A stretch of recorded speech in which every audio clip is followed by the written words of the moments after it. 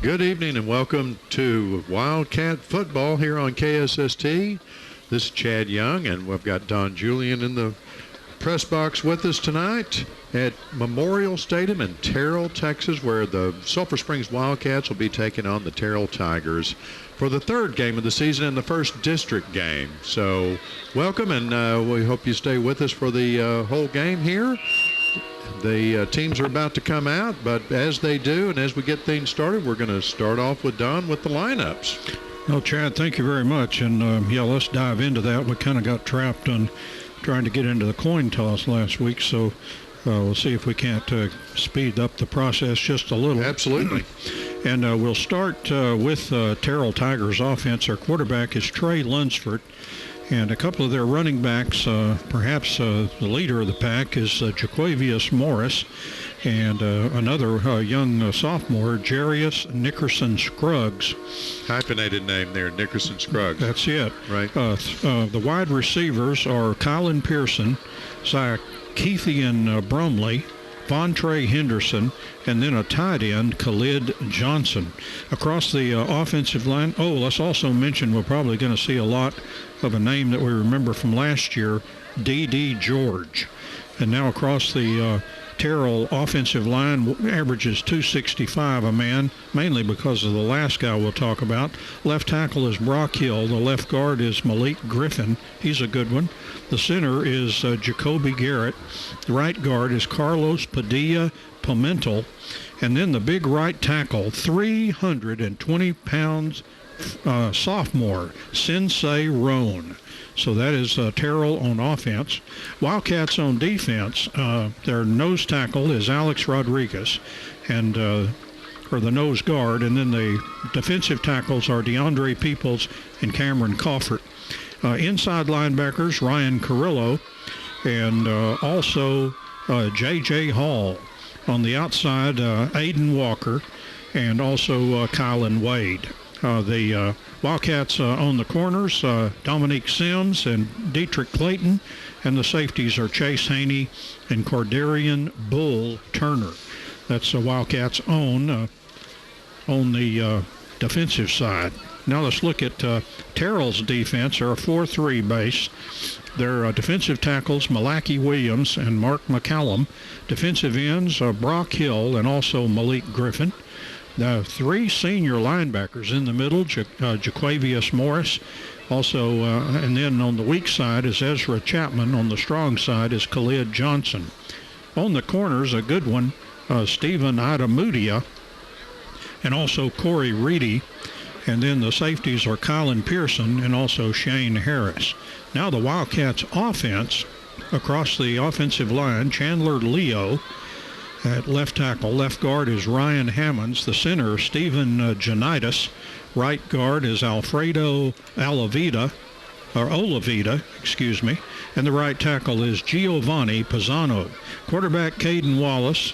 Starting at running back is Decorian Chalk Sims. The H-back, the two inside receivers, let's get to them first, Bryant Sanchez and Chase Haney, and then on the outside, Noe Ponce and also Bryson Lacey. And when they use the B-back, Cameron Coffert is expected to start there. So those are our starting lineups, and we'll get as the Wildcats come out on the field, I don't know if you'll be able to hear that on the far side. Again, we're in a kind of a tomb setup here. Yes. In the refrigerated tomb. Refrigerated, yes. Yes, very. And here come the Terrell Tigers, by the way. Right, and the Wildcats have come out too on the other side of the field, and we've got our team captains lined up over there on the other side. They're going to be coming out for the coin toss here in just a second, Don. Got Noe Ponce. I've got 13. Okay, 19. that's Brandon Zavala. Thank you, Brandon Zavala. 12 over there. That's Aiden Walker. And 42 and 19. 42 and 19. Well, that's 19 is Jaden Janway. Yep. And 42 is Nick Atkinson. And he actually made a good play in the scrimmage, and I was down on the sideline, and I was not familiar. He was, of course, not wearing 42. They wear probably 75 or something. They wear weird numbers. So I asked him his name, and he very kindly gave me his name and then spelled it for me. I'll never polite. forget Atkinson. Right. After that, but the Terrell captains. Let me see. If I Right. can... So that's our Wildcat team captains for tonight, and then Don has the Terrell team captains. All right, Austin Arbogast, and also Carlos Pimentel, and also Shane Harris, and finally Jacoby Garrett. So those are your four captains for Terrell, and then we mentioned the Wildcats captains, and that the officials will be taking all of the captains out. In fact, they're walking toward the center right now, and we'll proceed with the coin toss and see how that goes. The Wildcats have not been good gamblers this year. I think they've lost both tosses. Right. And miraculously, I don't remember the last time 2 weeks in a row that the team chose to take the football instead of deferring for the second half. I don't know what that tells you. And, of course, when the Wildcats have kicked off the last couple of times, both games, the first two times they've kicked off has been onside kicks, and there are 3 out of 4 on recovering those, I believe, if I'm correct on that stat, Don. And so that's worked out fairly well for them. Right, yeah, you're absolutely right. They recovered 2 in a row in the Wakeland ball game, and then recovered the opening kickoff against Lovejoy last week in Lucas. And then they kicked. I think the next one went out of bounds, and so they didn't have a chance to recover that one. But a pretty good gamble, of course, with Greg Owens going with the onside kick. But this time, if they want to break that out, I'm afraid that maybe the Terrell coach is going to be expecting it. Yeah, he was talking about that Wildcats kicking game, and he kind of chuckled. He figures Greg was really being tricky there with those 2 kickers, and you never can tell who's going to do what. Right, so the official has his hand on the Terrell Tiger there. And Terrell to receive. Yep. So that's the 3rd week in a row. I'm going to have to ask Coach Owens what he thinks about nobody deferring. That's right. Everybody wants the football this year. And now they're lined up with their backs to the respective end zones. So as we start the first quarter, the Wildcats will be going left to right on your radio dial, as we like to say it.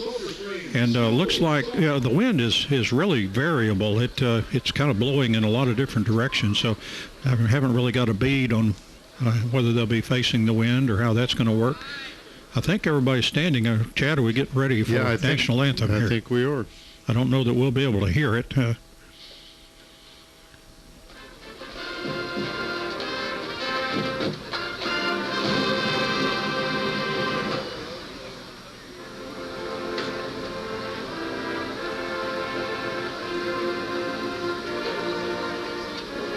It'll be a school song.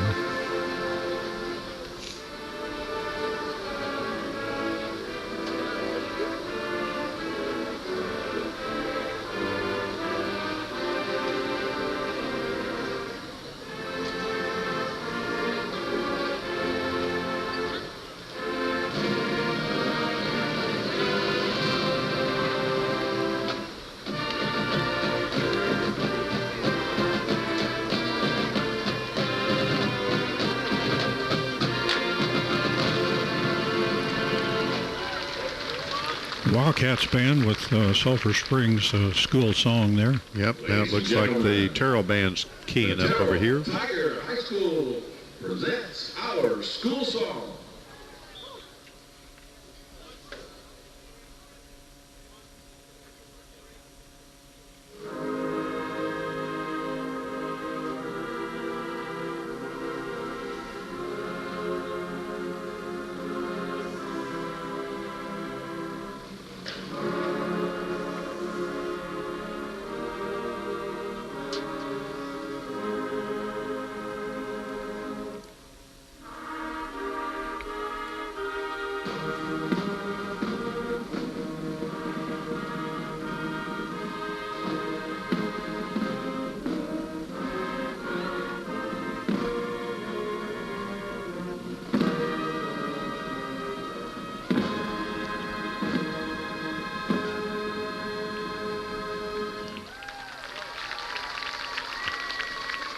please remain standing.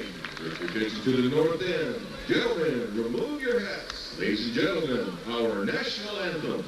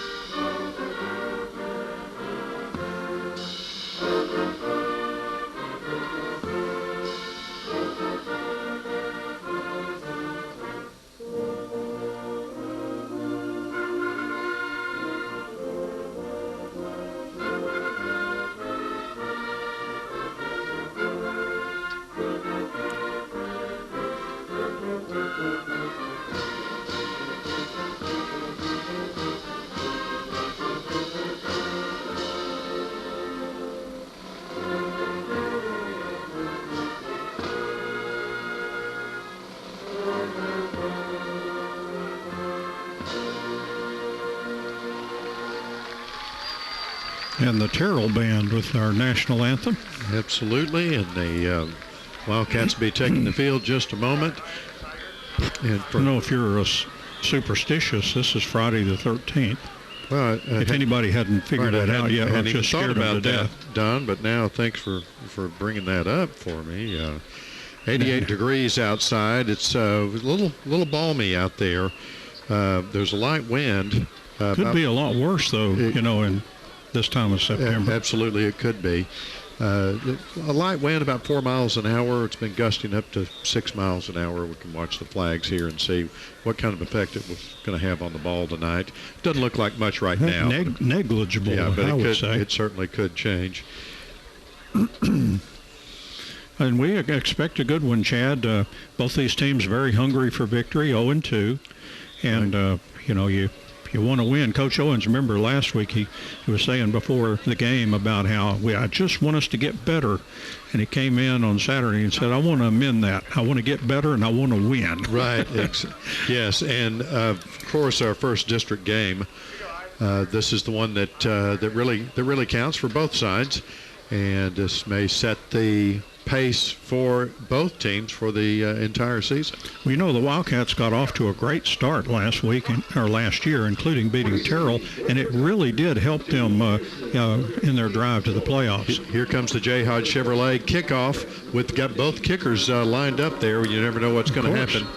And Brandon, I would say Brandon Zavala is going to kick, but I don't really know that. And I wonder what are the odds of an onside kick. Right, could be my man Ossie again. Ossie with a short kick, and it's going to be caught at the 30-yard line. Here comes Terrell across the 35, knocked off his feet around the 38-yard line, and that's when the Terrell Tigers will take over. First down and 10, we'll just call it the 38-yard line, as we burned up 4 seconds of this one. And here comes that Terrell wing tee, at least a version of it. It's not a pure wing tee. If you remember those offenses from back in the 70s. The 1970s, beyond. The 1970s, yes.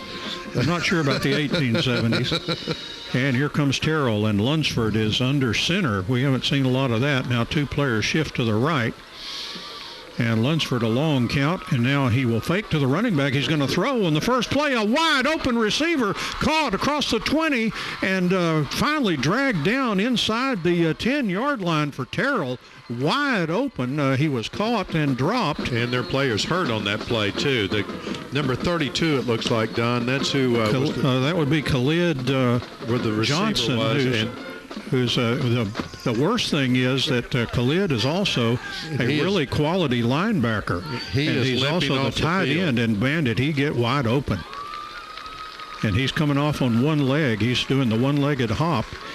And they'll attend to him and see if they can't get him back. Chad's trying to calculate 38. Yes, that was... And 8 is 46, so it'd be a 54-yard pass completion. My goodness, quite That's a way to open the ball game. That's almost from the Greg Owens playbook there, isn't it? But for the other side, just open up big. Lunsford under center here, first down and goal from the 8-yard line. And we'll take the snap and a handoff to the halfback, and that is D.D. George.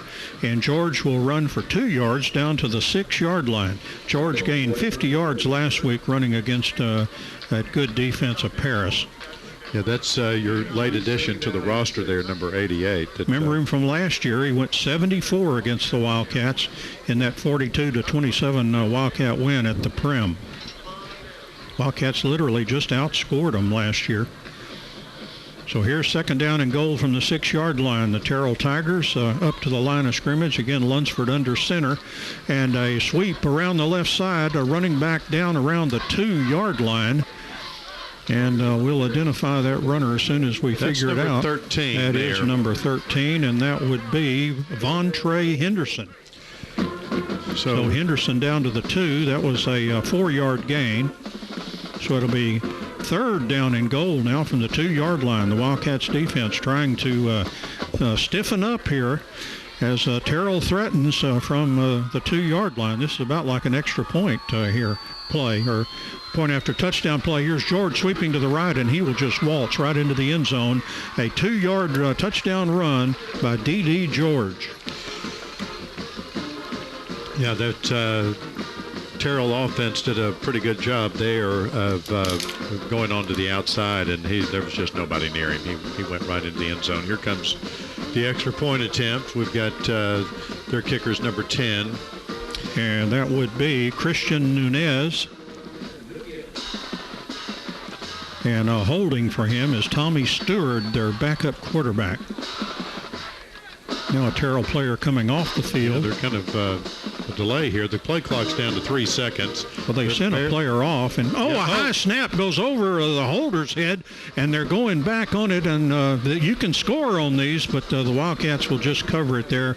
So no good on the extra point, an extremely high snap over the holder and the kicker's head. He kind of waved at it as it went sailing by. So 10-11 left here in the first quarter. It's the Terrell Tigers 6, the Wildcats of Sulphur Springs 0, and we'll take a break. Be back in a moment. And we're back to Memorial Stadium in Terrell, Texas, where the Wildcats are down 6-0 with 10-11 left in the first quarter. The Terrell Tigers came out strong, but now they're going to kick off with our J. Hodge Chevrolet kickoff.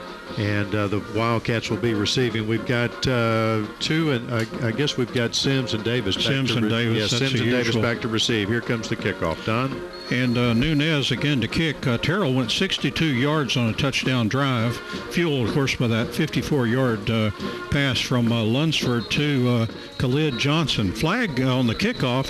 Terrell might have been offside. Dead ball there. They've blown the whistle, and the officials are talking in the back there. And looks like we're going to have a re-kick and now Coach Sedbury is wondering what's happening there, trying to get an explanation. So the officials... I think somebody was outside the box down here on the sidelines, what they're pointing at. Well, there may be one of the assistant coach trying to move Sedbury back, and he was not liking that. He is not happy over there. So. It just looks like no penalty. It's just going to be a re-kick from the same spot. Davis had filled it down. That is looked like they just signaled a penalty.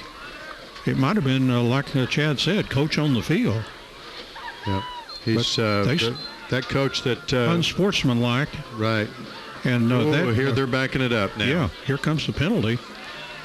And 5 yards. So kicking from the 35-yard line now will be Nunez. So the receivers back, Sims and Davis, come up about 5 yards, standing on the 15-yard line. Yeah, the Nunez kick will not get a lot of boost. You would not think with the wind here tonight. So Nunez approaches and puts the foot into it. It's a nice kick, and it's taken by Davis at the 5-yard line. He comes across the 10. Davis running across the field. He's across the 15. He bucks into there and got hit at about the 18-yard line. And so the Wildcats will start inside their own 20-yard line from the 18 after the 13-yard kickoff return by Caden Davis. It'll be, let's call it the 19, the official mark, so that would make it a 14-yard kickoff return. And now here is Caden Wallace. Has 2 receivers out to the right side, 1 receiver to the left. And the snap, and it'll be a running play to Chalk Sims across the 20 to the 25 to the 30, and Sims runs out of territory and goes out of bounds. It's a first down for the Wildcats up around the 35-yard line. And that is a first down. Hooten's Hardware, right? You beat me to it. Hooten's Hardware first down. They're more than just nuts and bolts. I can't hardly keep from hooting and hollering there. Here's a handoff, another run with a big hole right up the middle, and a flag came in very late. Chalk Sims was close to another first down up to the 44-yard line, a 9-yard gain, but hold everything on the late flag that came in there, a holding. Now that the guy that threw the flag was in the secondary of Terrell, so that would explain if he saw something, he might want to run a little bit closer to the action to throw the flag. So maybe that was why that took so dreadfully long to be thrown. And now here's the mark-off against the Wildcats. Back to the 25-yard line. Now they overcame a penalty last week to score on their first drive. Coach Owens was very impressed with that. So they'll have to do it again. First down and 20 now from the 25. Yeah, that negates a big run there. But yes, a 9-yard gain. Caden Wallace takes a snap. He's rolling. He's getting rushed. Now he throws a incomplete. Tried to get it in there to Noe Ponce and brought it up a little bit short. And it'll be second down and 20 now from the 25-yard line. 9:21 left here in the first quarter. And Terrell, of course, scored on their opening drive. They lead 6-0. They botched the extra point with a high snap. Wallace back in the shotgun, takes the snap. He fires a pass out to the left. It's caught over there. The receiver knocked out of bounds. Bryant Sanchez makes the catch. He gained 5 on the play. So it'll be third down now and 15 yards needed for the Wildcats at their own 30. A big third down conversion needed here. Wildcats on the 30 in their own territory. Terrell is very tight in the secondary. You have to run precise routes. Here's Wallace back in the pocket. He's got a lot of time. He throws it down the field and sailed over everybody's head. But here comes I won't say interference, but a flag in the secondary. Something untoward there. Yep. There was one receiver, that was Lacey, and several Terrell defenders, 3 or 4 of them back there. Well, so let's see what we got. And again, this week we do not have mic'd officials. I never thought I'd miss that so much as we did last week because we're used to that at home at the Prim. So here comes the discussion.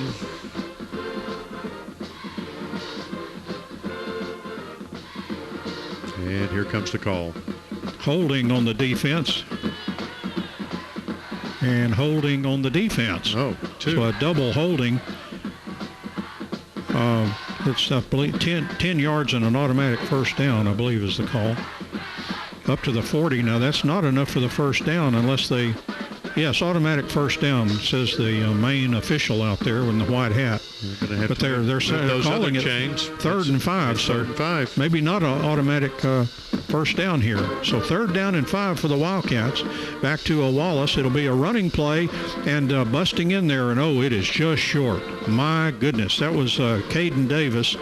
And he has stopped. Now they move it back, and it's a full yard short of the first down. See how much a River Gambler is in Greg Owens' blood tonight as they look to be going for it here on 4th and 1 from their own 44-yard line.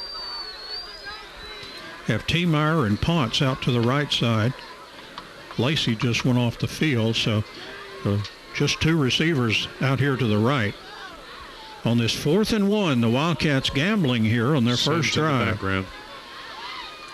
There's a snap and handoff. Sims hitting in there. He has the first down. He penetrated across that 45 to the 46. A gain of 2 on the play, but they only needed 1. So unless there is a first down or is a flag, which I do not see, so the Wildcats have converted. And that brings up a very hard-fought Hooten's Hardware first down. Yes, indeed. Boy, that is something, going for it on your own 44-yard line. But that shows how much Owens respects and maybe, I won't say fears, but, you know, he has a lot of respect for that wing tee and how difficult it is to stop. So the Wildcats do not want to give up the football. 2 receivers out to the right, 3 to the left, an empty backfield for Caden Wallace. Wallace takes the snap. He steps up, fires, caught by T-Meyer. Oh, he almost made the guy miss. The guy swiped at him and knocked him off his feet at the 46-yard line. That's an 8-yard completion. It'll be 2nd down and 2 for the Wildcats at the Terrell 46-yard line. Great catch by T-Meyer, and he spun around, but the defender just grabbed him by the ankles and tripped him up. So I thought he was going to get away. Defender, by the way, was Ashton Williams for Terrell. So 2nd down and 2 for the Wildcats at the Terrell 46-yard line. Wallace from the shotgun has tripped receivers out to the left. A handoff, busting in there, Davis. Oh, Davis just got tripped up. He almost was off for a long run. He was tripped up to 42. That's good enough for the first down. Wildcats 1st down and 10 at the Terrell 42-yard line. And another Hooten's Hardware first down. Hooten's Hardware in Emory, Texas. They're more than just nuts and bolts, Don. I'll tell you what, they're hard to not see when you go to Emory. That impressed me, the size of that place when I visited over in Emory. Here's a pass by the Wildcats, caught by Davis. He's across the 40, and he's going to be hit at around the 38-39-yard line. And let's call it the 38. So that'll be 4 yards short of the first down. So it'll be 2nd down. I'm going to say, well, that looks more like at least 5 or 6. Yeah, 2nd down and 6 from the 38-yard line for the Wildcats. And Wallace back in the shotgun. 2 receivers left and right. They didn't go with a quick snap. Now they'll look over toward Shane McQueen to see what play he's calling. Shane's hard to miss. He's got one of those shine-in-the-dark shirts, so you won't confuse him with anybody else on the Wildcat sideline. There's the snap to Wallace. He hands off Davis right up the middle across the 30. Davis to the 25. He's heading to the end zone, but he's hit at the 10-yard line. Boy, Davis, a full head of steam and a nice 28-yard run by Caden Davis down to the Terrell 10-yard line, and it's going to be, I believe... should be 1st and goal. It's right... Yeah, they just shoot off the... Yeah, that's right on the 11, so it's going to be 1st and 10. Well, I thought I saw the official shoo them away, but they knew what they were doing. So 1st down and 10 for the Wildcats at the 11. And Caden Wallace back in the shotgun. He'll hands off to Chalk Sims, but we've got a flag. Illegal procedure on the Wildcats. Oh, my, 2nd penalty on the drive. They overcame the holding penalty, but now they're going to have to go 1st down and 10 from the 16-yard line. So that Hooten's Hardware first down was stopped by a penalty, and they're going to back up the ball another 5 yards, so it's going to be 1st and 15. So another Hooten's Hardware first down. It was, yes, a Hooten's Hardware first down. And they could get another first down, but they'd be all the way down on the 1-yard line. So they're going to try to put it in the end zone. I think statistically, if you score, you get a first down. I think that's right. Here's a handoff to Chalk Sims. Sims across the 5 all the way. Oh, that was a helmet. I thought the ball was heading into the end zone, but it was a Terrell helmet. And the Wildcats are just like Chad described, down there very close at around the 1-yard line. Yeah, so they're just... Oh, wait a minute. I'm looking through some refracted glass here. They actually are down to the 7, and I apologize, but looking through this refracted glass is tough. 2nd down and 6 for the Wildcats at the 7. I apologize. I was looking at something completely different. Here's a handoff and touchdown Wildcats into the end zone. Chalk Sims, a 7-yard touchdown run for the Wildcats. And Northeast Texas Farmers Co-op says, way to go Wildcats on that score, a 7-yard run, by Chalk Sims into the end zone. That makes the Terrell Tigers tied with the Wildcats, and here comes the extra point attempt. And this is Brandon Zavala with Campbell Cody doing the holding. And a good snap. The ball is down. Here's Zavala's kick. And the kick is good. And I remember hearing an announcer one time saying sometimes you miss that first extra point and you chase that point the whole game. We'll see if that's going to be a big part of this ball game. 4:33 left in the first quarter. New score here from Terrell Memorial Stadium. The Wildcats of Sulphur Springs 7 and Terrell 6. We'll take a break. Back in a moment. And we're back to Memorial Stadium in Terrell, Texas, where the Wildcats are now leading 7-6 because of a missed extra point attempt by the Terrell Tigers when they scored. Don? 81-yard Wildcats drive. Sims, the last 7 yards, touchdown run. And kickoff now, either Lopez or Zavala. You never know. It's the J. Hyde Chevrolet kickoff. That's the beauty of it. And this time it will be Zavala with kind of an onside kick. It takes a high hop. There's a scramble for it. Looked like a Terrell player did a good job of getting up into the air and catching the ball, even though he took a big hit, but maintained possession. So Terrell will have first down and 10 from their own 43-yard line. And Don, that J. Hyde Chevrolet kickoff, of course, that's the home of the $100 discount. For every Wildcat touchdown, you can get $100 off a new or used vehicle tomorrow on Saturday, and so there's one for the Wildcats so far. Cha-ching. You can hear that cash register, $100 off. And now Lunsford under center. Let's see if he starts with another long pass. He's faking and looking down the field. He fires the ball down the field and incomplete. Great defense. That's intercepted by the Wildcats at the 24-yard line as it hit the heel of a Wildcat player and then went up in the air and was intercepted by the Wildcats. Yep. And that is intercepted by Haney, Chase Haney. Yeah, that was a fantastic play. The defender for the Wildcats, look, I believe it was Dietrich Clayton.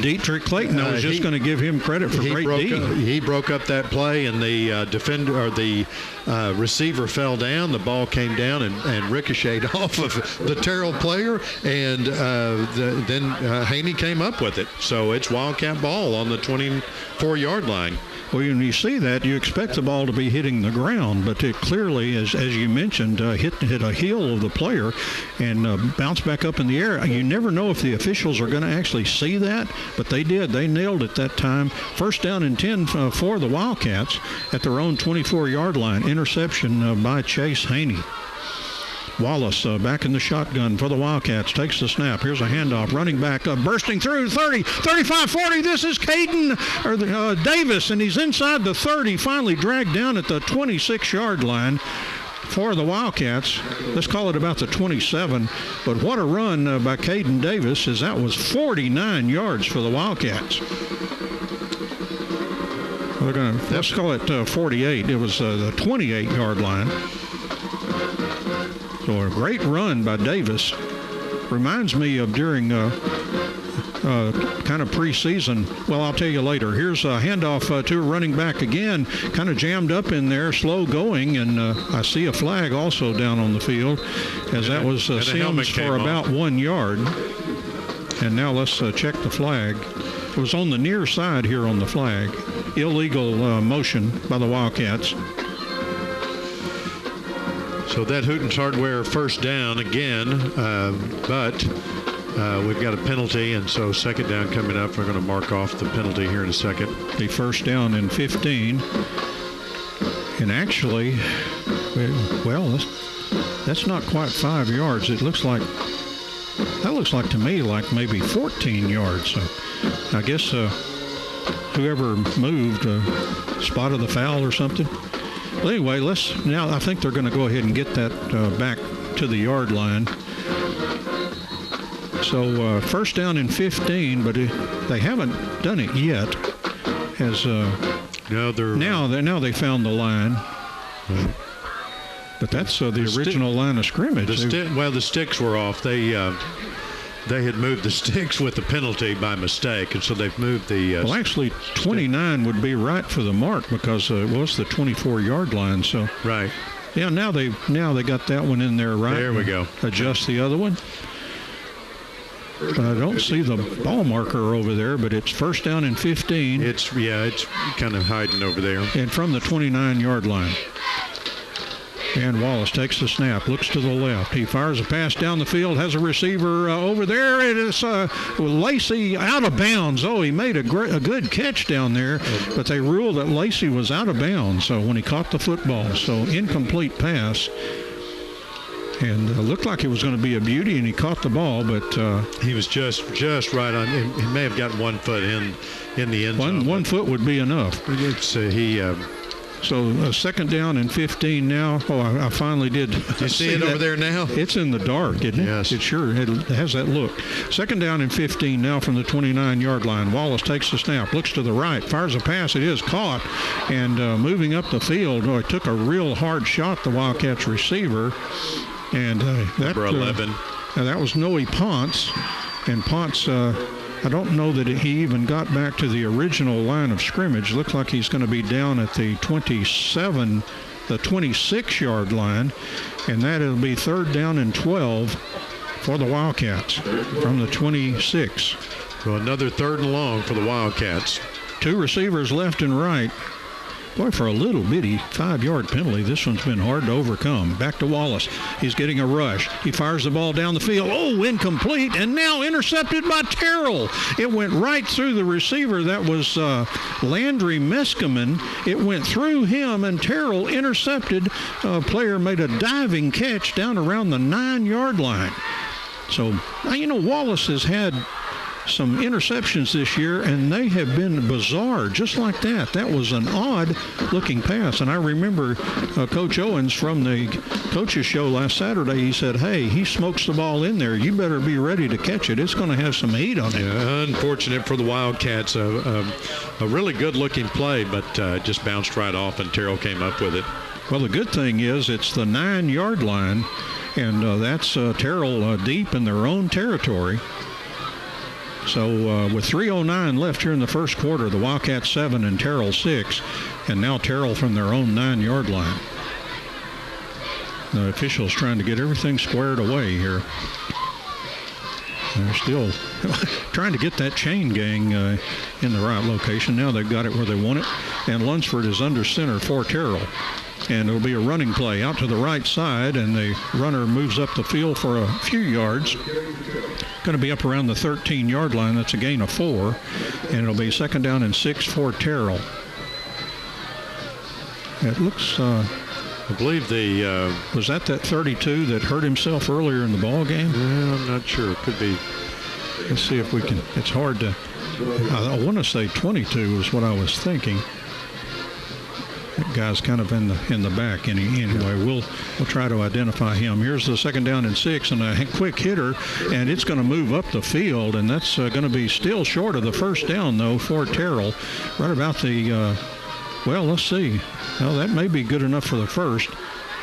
No, it's a half yard short of the first down. It's up to the 19-yard line, so third and 1.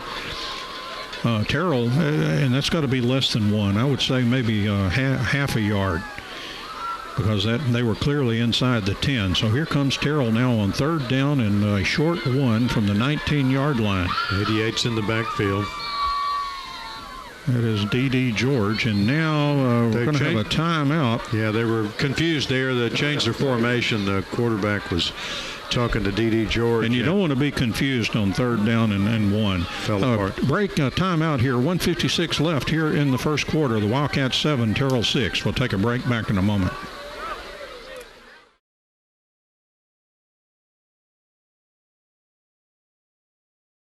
A quarterback sneak. Sorry we got back late. We mismanaged our time a little bit up here, and a quarterback sneak is good for the first down by Lunsford, straight ahead and up to the 21-yard line. So Terrell converts. It wasn't easy for him, but first down and 10 for Terrell now at their own 21. They've got a little breathing room now. They're on the 21-yard line. Wildcats 7, Tigers 6. And here come the Tigers. And again, Lunsford, the quarterback. And he is going to run. He went back and then ran. Now flags are flying. The Wildcats gang tackling, and that big lump, that rugby scrum hits the ground. But we have a flag, and that's in the area often where you see holding. Not much gain there, or maybe a loss, depends on where they spot it. It is a penalty against the Terrell Tigers, and that'll cost them yardage from the 20, and looks like maybe half the distance down to the 10. So a 10-yard penalty, and it will be first down and 20 for the Terrell Tigers at their own 10-yard line. And what they do between plays is Lunsford comes running over and kind of talking up close and personal to the staff, and now he has to run back on the field every time. And that's a pretty good sprint. So here's first down and 20 from the 10-yard line, and it will be a running play. The Wildcats have that all bottled up, and that's going to lose yards back to the 8-yard line. The Wildcats defense looking really good so far. They had that mishap on the long pass play to open the ball game. Since then, they've been tough. He kind of bobbled the ball there and turned around and was just covered up by the Wildcats. So they've really got them backed up now. Second down, 23 yards to go. Yeah, and they're back on their 8-yard line. They do need to get up to the 31. So Lunsford again under center here, the Wildcats. Let's see how they approach it defensively here. And they will try a running play, and that runner trapped right away. Good Wildcats defense right around the 10-yard line. That was number 1 again for the Terrell Tigers. And that is their really bell cow runner. He's also their middle linebacker, a real player, Jaquavius Morris on the run, and he got 1 that time. So it'll be 4th and 22 from the 9-yard line. The Wildcats should get delicious field position, but that's going to be the end of the first quarter as we've played one here from Memorial Stadium in Terrell. It's the Wildcats of Sulphur Springs 7 and the Terrell Tigers 6. We'll take a break here, and we'll be back with the start of the second quarter right after this. We're back at Memorial Stadium. The Terrell Tigers 6, the Sulphur Springs Wildcats 7, the beginning of the second quarter. That looks like they've got Wildcats defense have really held this time and backed the Terrell Tigers up. Yeah, they've really had the running game in check. They did allow that long 54-yard pass on the very first play of the game. That was a real dramatic way to open the ball game for Coach Sedbury. And here's Terrell now. Acting like they're going for it. On 4th and 22. That can't be right. They've got to check out of that or something. Penalty or something. I don't know. Oh, it's 3rd down according to the officials. Well, now they changed the down to 3rd and 22. So somewhere in there we lost the down. And so now Terrell gets one more chance here, and they're going to try the wingback reverse around the corner, and he's running, but he will not get to the spot needed for the first down. I think he's going to be stopped around the 17-yard line. That'll be 4 yards short of the first down. Boy, hold your breath on that wingback reverse. Actually, they're 4 yards short of the original. Oh, you're right. Yeah, so that's what I was looking at. That's why I was having they were so far back. So now it's 4th down, and they're going to have to. They will be punting. So and Wildcats have Haney back for the punt, and Terrell's hoping they don't get another high snap here. They get a good one. Ooh. And the kick is away, coming up kind of short. Haney will let it bounce. Oh, did he touch it? I don't think so, because otherwise Terrell would be all over it. It got a great roll when Chaney got out of the way, and it's going to roll all the way to the 25-yard line. That, my friends, is a 58-yard kick by the punter, and he's the same one that does the extra point kicking. And kickoffs. That's number 10. I can't read that sideways. Christian Nunez. Somebody gave a landscape lineup out of Terrell this week. And what are they thinking on Friday the 13th? Doesn't match any of my other sheets. Right. And it's almost a full moon if it's not a full moon. Here comes the Hooten's Hardware first down. Hooten's Hardware, Emory, Texas. They're more than just nuts and bolts. So the Wildcats first down and 10 from the 24-yard line. And they lead 7-6. 11:06 left here in the second quarter. Wallace back in the shotgun. two receivers left and right. Takes a snap, and it will be a running play. And right up the middle of the wild. Oh, the ball's down on the ground, recovered by Terrell. My goodness, coughed up. One official saying it was down. It could be down by contact on the ground. Yes, that'd be great news. And that's exactly what the call's going to be. So, and really, as you look at it, Chalk Sims hit the ground and left the ball behind as he went past it. So a good call by the officials. So 2nd down and 4 now for the Wildcats after a 6-yard gain by Chalk Sims, and it'll be another Sims run. And Sims doing a little dance there, has a first down and kind of veered around and got a first down at the 39-yard line. Good running by Sims, a 9-yard gain. 1st down and 10 for the Wildcats. So here comes another Hooten's Hardware first down. The Cats on the move here. Wildcats doing a great running game, both with Sims and Davis. And so the Wildcats, 2 receivers left and right for Caden Wallace, will take the snap and hands off again, straight up their run across the 40 to about the 41-yard line. And that was Sims again. Sims going with their senior instead of the junior, is those guys both kind of rotating back there. Sometimes they're both in there. They're going to move Sims back to, a flag is down. So this play, the last play is negated. And here will be the mark-off from the 39-yard line. Boy, we have seen a lot of early penalties in this one. Looks like I hate to see that. We've had 2 relatively clean ball games. But this one's starting off like it's going to be a real penalty fest here. So the Hooten's Hardware first down that gets replayed, but with a 10-yard penalty against the Cats. So it's 1st down and 20. From the 29-yard line. And Wallace, now he has these backs on both sides of him, 1 receiver to the left and 2 to the right. And here's the handoff. No, it's a fake, and it's capped by Wallace. He's across the 35 to the 40. Wallace running all by himself. He gained a whole lot of yardage, but kind of pulled the Dion business decision to take the ball out of bounds, and I know the Wildcats won't care at all that their quarterback decided to go out of bounds instead of taking a big hit. About a 14 or 15-yard gain there, Don. Looks like they're going to spot it about a 14-yard gain. 43-yard line. It'll be 2nd down. It should be 14 from the 43-yard line if the scoreboard's correct with that 6 needed. Here's a fake by Wallace. He throws an out pattern. No, it's went off the hands of the receiver over there. And that looked like Lacey. Lacey. Okay, well, no, 7. Yeah, that's Wiley Bennett. And that ball popped up into the air. He was so open though that there was nobody around for Terrell to try to entertain thoughts of picking the ball off. So with 9:34 left in the second quarter, it's Wildcats 7, Tigers 6. I was just going to get on the official for costing the Wildcats a yard, but he saw and corrected. So here's Wallace rolling and firing the ball down the field, and it comes up short to T. Meyer. He's been short on a couple of passes tonight, and so it's going to be punt time for the Wildcats. And once again, having to overcome, it seemed like every drive having to overcome penalties, and as a result, what we thought might be kind of an offensive evening has turned into a defensive struggle here. 9:29 left in the second quarter. Wildcats leading 7-6. It looks like Noe Ponce is back there to kick. That's usually what he does. And from their own for Terrell, they've got Von Trey Henderson. And a flag on the snap to Ponce, and then it's against the Wildcats. Delay of game. They violated the 25-second clock.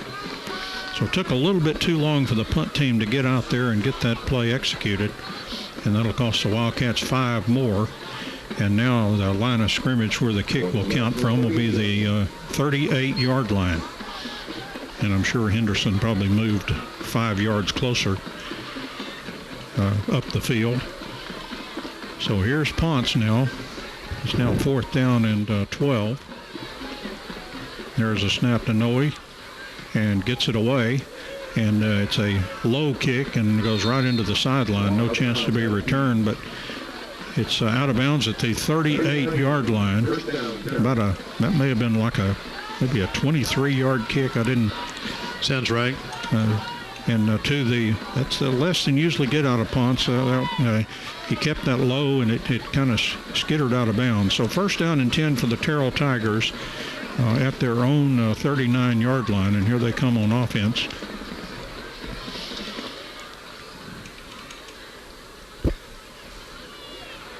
And this looks like some kind of, unless that quarterback's kind of melded into the line. Yeah, he is. Lunsford is under center from the 39-yard line. Will take the snap. Here's a pitch, and the pitch play, and he ran into defenders and own players and everything else. The Wildcats throw that for a loss, as they are really doing a great job of defending Terrell. The runner on the play was Jarius Nickerson Scruggs, and he lost 3 yards, second down and 13 for Terrell at their own 36-yard line. Scruggs just a sophomore. He gained a few yards against Paris. I'm telling you what, they did not have a whole lot of yardage of any type against Paris last week, the number 7 rated team in Class 4A. Here's Lunsford. Here's a sweep to the right, then he cuts it up the field, the runner does. 12. And again, it's Nickerson Scruggs, and he's up to the original line of scrimmage, so it'll be third down and 10 for Terrell at their own 39-yard line. And the player that was injured earlier just came in onto the field, at least first time I've seen him. This is Khalid Johnson, so we're glad to see him back. After he limped off the field, he probably set a new record for 1 foot hopping from around the goal line all the way to the sideline. So here's Lunsford under center on this third and 10. And the Wildcat jumped into the neutral zone but got back. And here's the Lunsford back to pass, and he's got DeAndre Peoples on his back, and Peoples with a sack back at the 35-yard line. Good play by DeAndre Peoples. The Wildcats only had 1 sack coming into tonight, and the cornerback got that. So good sack there by DeAndre, because he really defeated one of those linemen and came in and made the sack. So Terrell now with fourth down and 14, and another punt coming up for Nunez. And Chase Haney is back at around his own 30-yard line to anticipate the punt here. 7:18 left in the second quarter. Wildcats leading 7-6. Here's a snap. It's a good one. Back to Nunez, and he hits it away, kicks away from Haney, but takes a big hop, and he feels it. The 25, back across the 30, looking for running room and not finding a whole lot. He counterpunched up to about the 31 or 2-yard line, so the Wildcats will take over there, first down and 10. Of course, Haney had that beautiful punt return last week. Yes, and he wasn't scared there, though. Defender was right on him when I thought he was going to call for a fair catch, and then he just ran right around the first defender, but it got wrapped up pretty quick for a short gain. About a 7-yard punt return for Haney. So first down and 10 for the Wildcats, their own 32-yard line. Another Hooten's Hardware first down for the Wildcats. And Wallace back in the shotgun. It'll be a running play. Davis this time. Davis running through there across the 40 before he's knocked off, or right at the 40 when he's knocked off his feet. Just a couple of yards short of the first down. An 8-yard run by Caden Davis.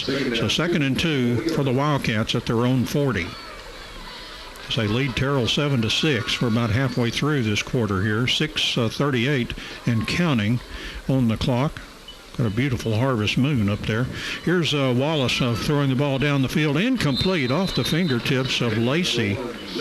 And it'll be third and 2 for the Wildcats at the 40. And that pass had some smoke on it, too. Yes, hit him. He had a chance for it there, and he was in bounds, but just couldn't hold on to it.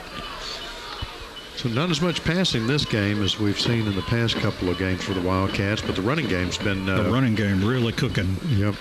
And they'll have to cook right here on the third down and 2.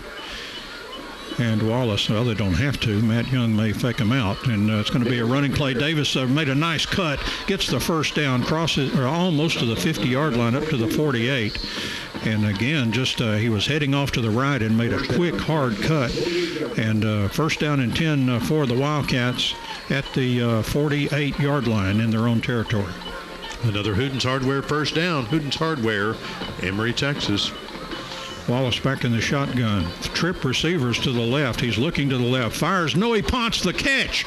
And Ponce has the first down as he went past the stick. And he's at the 41-yard line in Terrell territory. An 11-yard pass play. And boy, Ponce really latched onto the football. A great play. He was wide open. He cut right across the middle of the field and was right there to catch the ball for another Hooten's Hardware first down. And again, Wallace from the shotgun, 2 receivers left and right, takes the snap. It'll be a running play. And across the 40, this is Chalk Sims, and another flag flies. This is probably coming back. It's in the area. Holding, I'm sure. Yeah. That was the initial signal. And this is one of those Bromo Seltzer games for Coach Offit as man, the Wildcats are having a tough time with the penalties tonight. Every drive has had a penalty, and it kind of reminds me of what Matt Young said after the Wakeland game. I think there were 6 drives and 5 of them were interrupted by penalty. So the Wildcats have met the enemy, and he is us. 35 yards against the Wildcats on penalties so far, what I've counted out. So a great orator, Pogo, said that in the comic strips. Wallace now running back in the backfield, and this is a coverage sack. He had nobody to throw to, and he's hit back at the 44-yard line. And now it's going to be second down and 13 yards for the first down. No, maybe, 20. No, it's much more than that. 23 yards for first. Right, yeah, that penalty backed him up quite a bit, and then he lost some yardage. It is 25, actually. First and 25 from the 44-yard line. So the Wildcats need a bunch. Back to Wallace, and it'll be a running play. Chalk Sims and hitting in their short gain. Up forward up to about the 47. And it's going to be about 23 yards needed for the first down now on third down. Another third and long situation for the Wildcats. They come out ready to go. I'll tell you what, your batting average is not going to be very good when you have to encounter that time after time. Wallace back to throw. Sails it down the field. Sailed through everybody. Intercepted by Terrell. Across the 30 to the 35. Across the 40. And he dropped the ball. It's on the ground, but right to a teammate. And it was intercepted by Terrell by Stephen Idamudia. And then he fumbled, and Austin Arbogast hung on for Terrell. And interception at the Terrell has it at their own 48-yard line. Well, another what started out to be a great-looking pass that Wallace had thrown, and it just came off the fingertips of the Wildcat and right into the hands of a Terrell defender. So that's a couple of INTs tonight. And keep the Wildcats in check. And here comes Terrell. They're on their own 49, by the way. And Lunsford is back to pass, and he's going to sail it down the field. Has a receiver incomplete. Try to hit Khalid Johnson. Good coverage there by the young sophomore Dominique Sims for the Wildcats. Did a good job covering that tight end. Coming down the field. Second down and 10 for Terrell at their own 49. Again, Lunsford taking advantage of curb service by going over and talking to the coaches, and then during the plays, he's near the sideline and then just running back out to the field as it's near the middle of the field there. So second down and 10, the 49-yard line. Lunsford under center will take the snap. Here's a pitch, and it's back to the running back Henderson, and he's piled up right at the line of scrimmage as that was Von Trey Henderson. No, short gain. Actually, they're going to move it back a yard now. It's going to be third down and 11. And that's the 48-yard line. And that's a yard from where they started. So third down and 11. And here comes Terrell. Wildcats have, I hesitate to say they've done a good job on defense. That's usually when you see a busted play. And here's Lunsford back to pass. He's getting a big rush. He's hit by DeAndre Peoples just when he threw, and it came up short. Good pass rush by Peoples. and there might have been a linebacker in there too. Yeah, number 97, DeAndre Peoples was all over the quarterback for Terrell, and he really hurried him up. You could see that he was really scrambling. So, well, good catching that extra number, Chad. We need to give that young man credit. That was Colson Ivory, the junior defensive lineman, also putting on the heat. But the main heat came, again, from DeAndre Peoples, who already has 1 sack. So here's 4th and 11. The punter dropped the snap. How did he not get that one blocked? But he got it away. It's going to take a huge bounce and almost hit the Wildcat player down there. He just got out of the way of that. And it's due to a great roll, the Wildcats will be starting all the way back at about the 11-yard line. So a defensive struggle has broken out here in what we expected to be a real offensive showcase. 1st and 10 from the 11-yard line. So the Wildcats have a long way to go here. The Wildcats pushed all the way back in their own territory about on the 11-yard line, and it's going to be a Hooten's Hardware first down for the Wildcats to get started with 3:12 left in the half. And the Wildcats leading 7-6. Wallace back there with the running back and has trip receivers out to the right, single receiver to the left. And Wallace back on his own 5-yard line takes a snap. It'll be a running play and across the 10, and a flag would fly. Wouldn't you know it? We can't have a drive without a flag, right? And so that play gained about 4 yards on the play, the run by Davis, but hold everything. Yeah, that flag came holding over here at the sideline. There was multiple penalties. Yeah. Holding was the second one. I didn't see the first indication, but they'll penalize the big boy, the big penalty. And so that will move the Wildcats, I guess, halfway back, down around the 5.5 yard line. Oh, boy. A tough break for the Wildcats there. This is just, it's tough. To watch a game that's just peppered with penalties like this. There have been penalties on both sides, but it always comes for the Wildcats at the wrong time, it seems. So, right when they had a good play going on first down. So it's first down and 15 yards to go, and the ball back on the 6-yard line. I guess that says 15. I've got a goal post that's blocking part of the scoreboard. That does say 15. Yep. No. And back on the 6-yard line, first and 15 for the Wildcats. Well, now Wallace is right on the goal line just about as he takes his snap. Will take the snap. He's looking down the field. He throws an out pattern. It's caught across the 10 by the back, out of the backfield, and moving up to about the 12-yard line. Davis on the catch, and he moves it up about to the original line of scrimmage. And so it'll be second down and 10 from the 11 after Davis gained the 5 yards back. And again, kind of deferring to that play. Nothing open down the field, so you throw out in the flat. They call that the old safety valve pass. Davis in the backfield with Wallace. There's a snap to Wallace, and he hands off Davis. Davis going forward up to around the 14-yard line. They've been getting good yardage, but all of a sudden Terrell has tightened things up now, maybe not respecting the pass too much. And now it's going to be third down and 7 for the ball at the 14-yard line. A big play for the Wildcats, as they would like to hold on to the football for a while. If they could do that for a while, they could maybe run out the half. Anyway, back to Wallace. He's going to fire the ball down the field. It's caught by Haney, and now the ball was loose for a second, and that may have caused Haney to go back and get it. He may have lost a chance to be very close to the first down marker. But it's going to be short now. Yeah, it looks like the field goal unit's coming on. A punt. I'm sorry. Yeah, fourth down and 2 for the Wildcats as they're just right at the 20-yard line.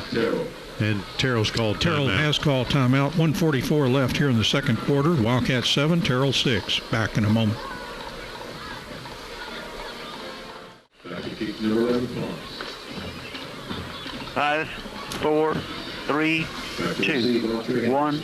Noe Ponce gets the punt off, and it is a beauty. It's going to roll all the way to the Terrell 35-yard line. That's a 46-yard kick by Noe Ponce.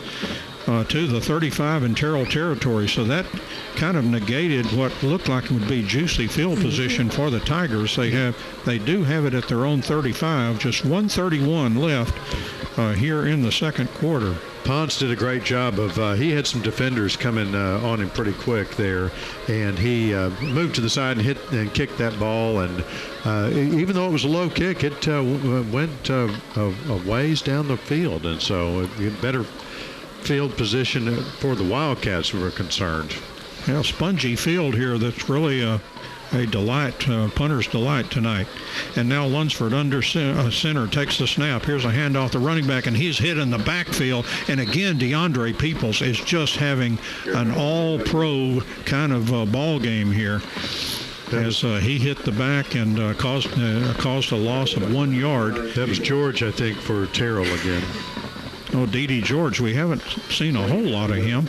Second down and 11 for Terrell at their own 34-yard line. Here come the Tigers in that bright red.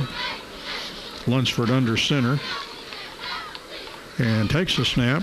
He's back to pass and throws down the field. Has a receiver down there, and it's caught by Terrell down to the 20-yard line as a receiver got open in the secondary, and that was Cameron Anthony for Terrell on the catch, and all the way down to around the 20 with 47.6 seconds still left. And they're going to mark it at the 21. And now the clock is rolling, and Terrell's going to have to hurry. They've got the clock on their back here. And Lunsford under center and takes the snap, and then whistle blows. And looks like a timeout taken by Terrell. 34.3 seconds left here in the second quarter. Wildcats 7, Terrell 6. Back in a moment. And we're back at Memorial Stadium. The Terrell Tigers 6 and the Wildcats 7. 34 seconds left in the half, and Terrell has the ball. Don? And yes, indeed. And here comes first and 10 from the 21-yard line for the Terrell Tigers, as they've got 34.3 seconds all that's left on the clock. But by taking that time out, they kind of got a chance to regroup down there. So Lunsford under center. Long count. We'll take the snap. Here's a pitch. A sweep around the right side, hit in the backfield and drop. George hit in the backfield. What a beautiful play by Aiden Walker, as Walker from his outside linebacker post blew that play up on that sweep to the right. I really like the way the Wildcats are playing the run tonight. Another Terrell timeout taken. 26.6 seconds left here in the second quarter. Wildcats leading 7-6, and we'll be back in a moment. On Walker's good play, the Terrell Tigers lost 6 yards. It's now second down and 16 for Terrell back at their own 26-yard line. 26.6 all that's left. Lunsford back to pass. He's looking. He fires one deep toward the end zone and incomplete. Tight coverage there by Dominique Sims on the receiver. And no flags back in the secondary, so it's going to be third down and 16 for Terrell. There's now 19.7 seconds left. But, boy, they were throwing for the end zone on that one. Fantastic coverage. There was a beautiful pass, and the receiver was right there, but great coverage by the Wildcats. That was Kylan Pearson going against Dominique Sims, and the young sophomore held his own there. So here's third down and 16 now from the 26 with 19.7 left in the second quarter. And Lunsford is back to pass, and he's hit as he throws. He sails it down the field. The Wildcat actually had a better shot at it, Dietrich Clayton, but he would have caught it out of bounds. So the Wildcats with another good job, as all the quarterback can do is sail it out of bounds. Fourth down, and let's see if Terrell tries some kind of an extraordinary field goal here. It'd have to be like 43 yards. So we'll see what Christian Nunez can do here, as he is going to attempt a 43-yard field goal with the backup quarterback holding. And the snap is down. Here's a kick that's on the way and heading toward it's good! Oh, my! A 43-yard field goal by Christian Nunez. 11.9 seconds left here in the second quarter. New score now, Terrell 9 and the Wildcats 7. We'll take a break. Back in a moment. Well, after that Terrell score, Don, they're going to kick. Terrell's going to kick off on the J. Hodge Chevrolet kickoff. The Wildcats to receive. And here's Nunez's kick, and it's going to be a short kick. Fair catch called for and made by Wiley Bennett at the 25-yard line. Good catch there by Wiley. Used his hands and just reached up there and grabbed it. Didn't try to pull it into the body or any of that. So a nice catch the way you're taught to catch the ball. And so the Wildcats still have 9.8 seconds remaining, Coach Young. I don't know what you're going to do with all that time, but the Wildcats have first down and 10 from their own 25-yard line.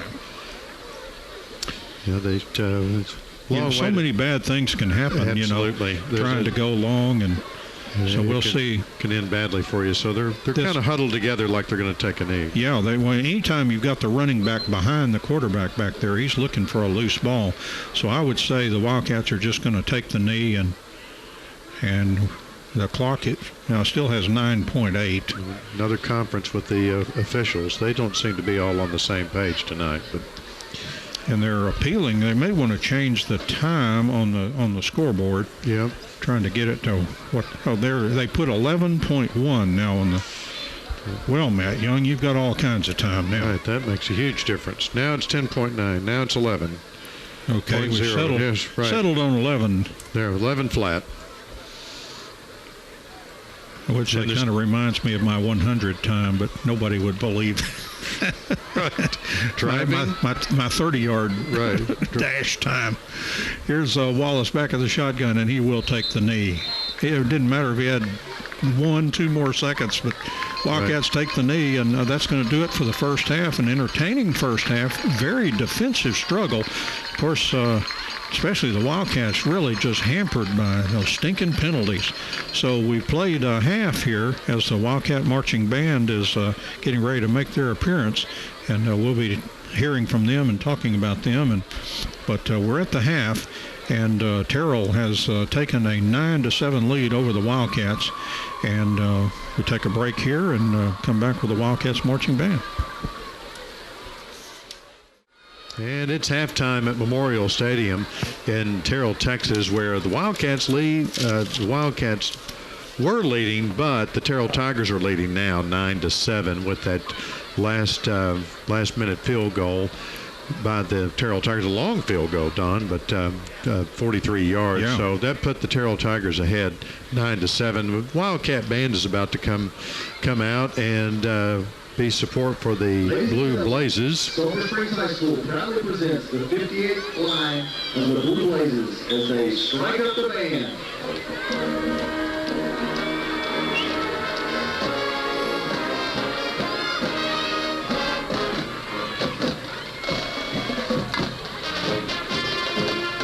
Starters for this year, seniors Sammy Alman and Monica Mejia.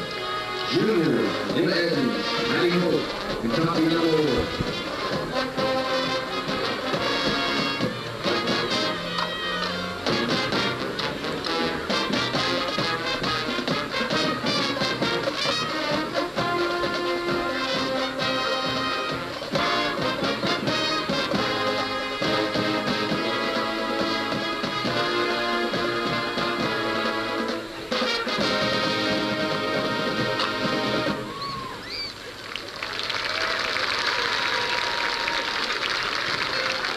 Officers for this year are Lieutenant Macy Sulphur, Lieutenant Olivia Walker, First Lieutenant Allie Thurman, Co-Captain Maddie Thurman, Captain Allie Owens.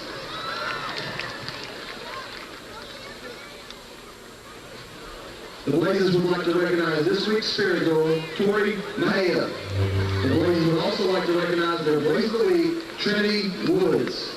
Tonight, the Blazes proudly perform their hoop routine to Sucker.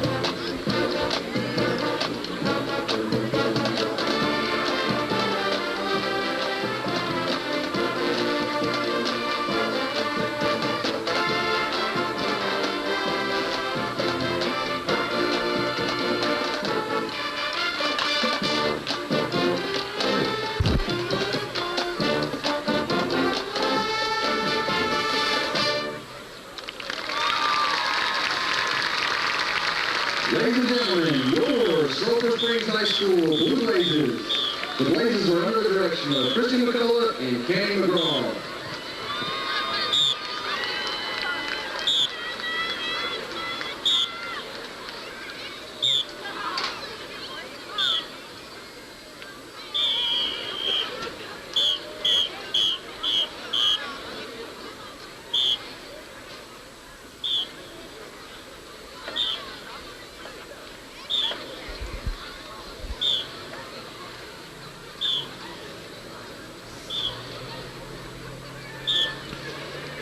And Don, now the Sulphur Springs Wildcat Band coming out, lining up for their performance, again in the khaki shorts and the black shirts. As I spoke with Spencer Emmerich, the band director, the other day, and he said the new uniforms are on the way.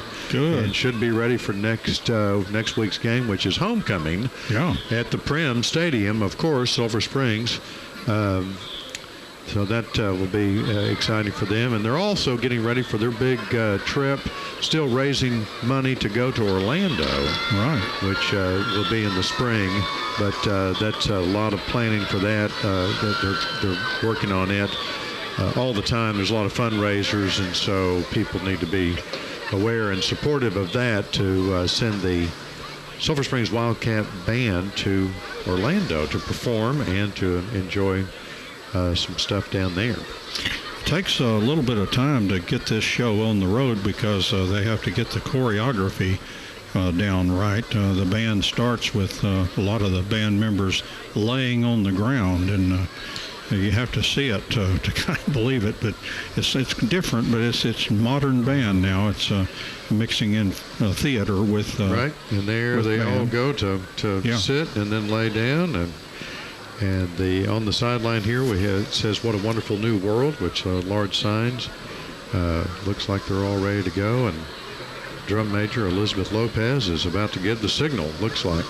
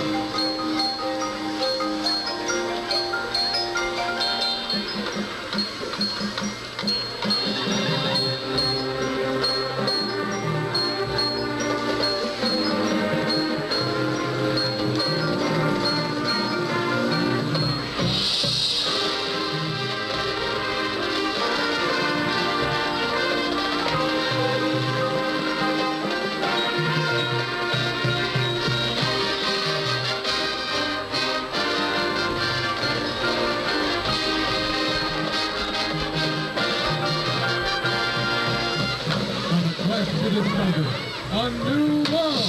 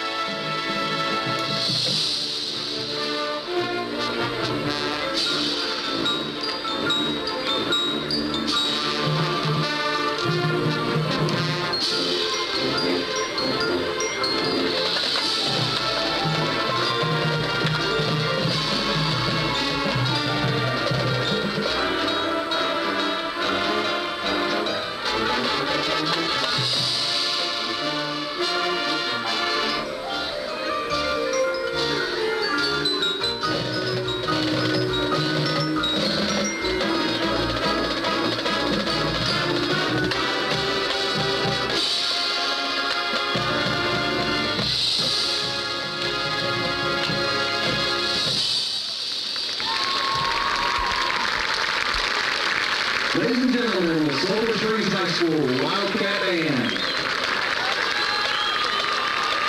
Well done. Another fantastic performance. Good fans here, and Terrell clapping for those Wildcat band members. Tonight's soloist was Matthew Sherman. Absolutely. Tonight the band would like to thank SSHS Transportation for always faithfully getting us where we're going. Thank you.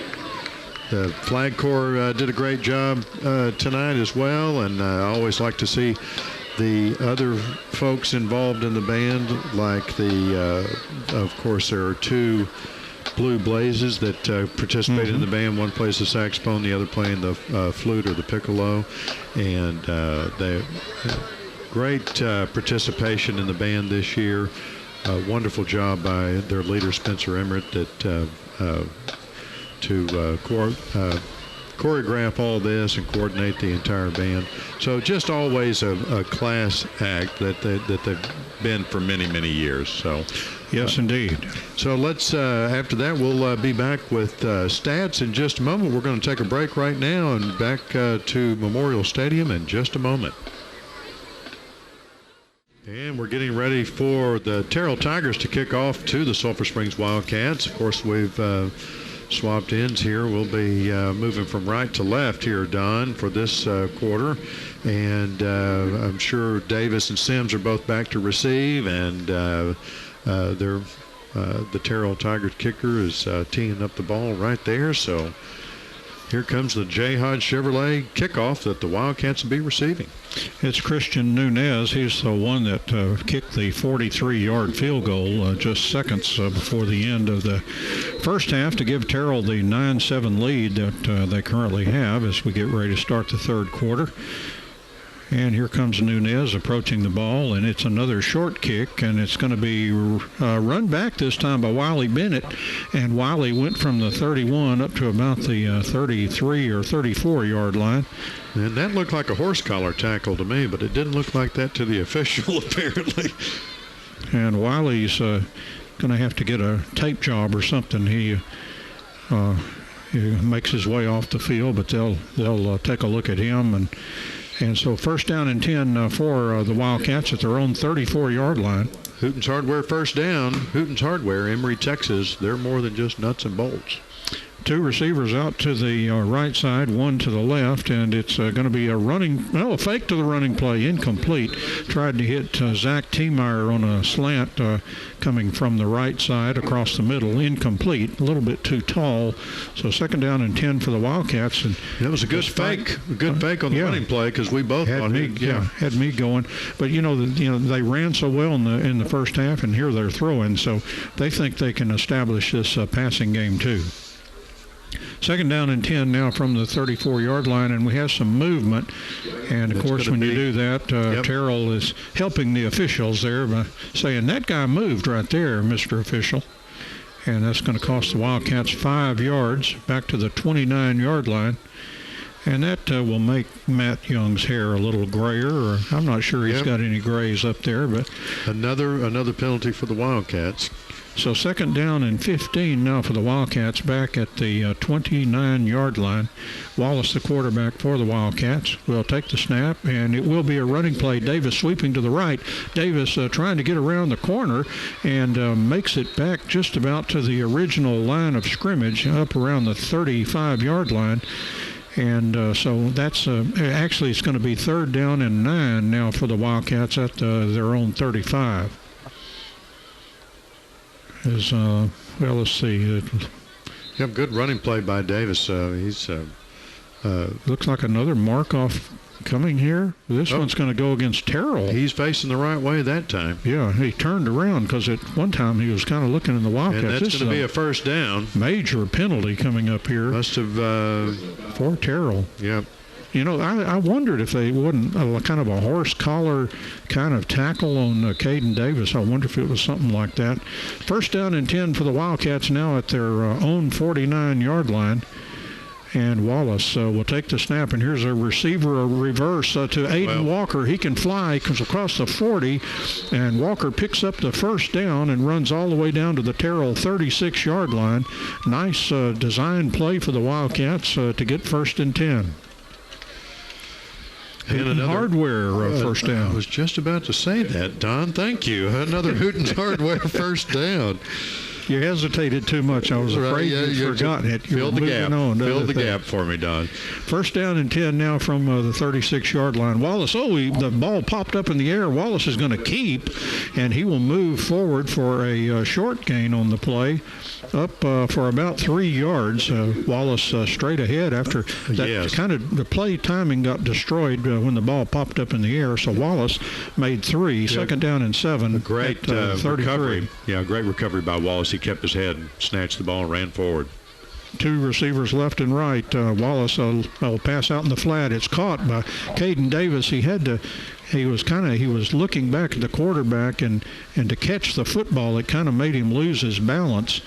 And so a loss of 1 on the play. It's going to be third down, and the Wildcats are going to need 8 yards for the first down at the 34-yard line.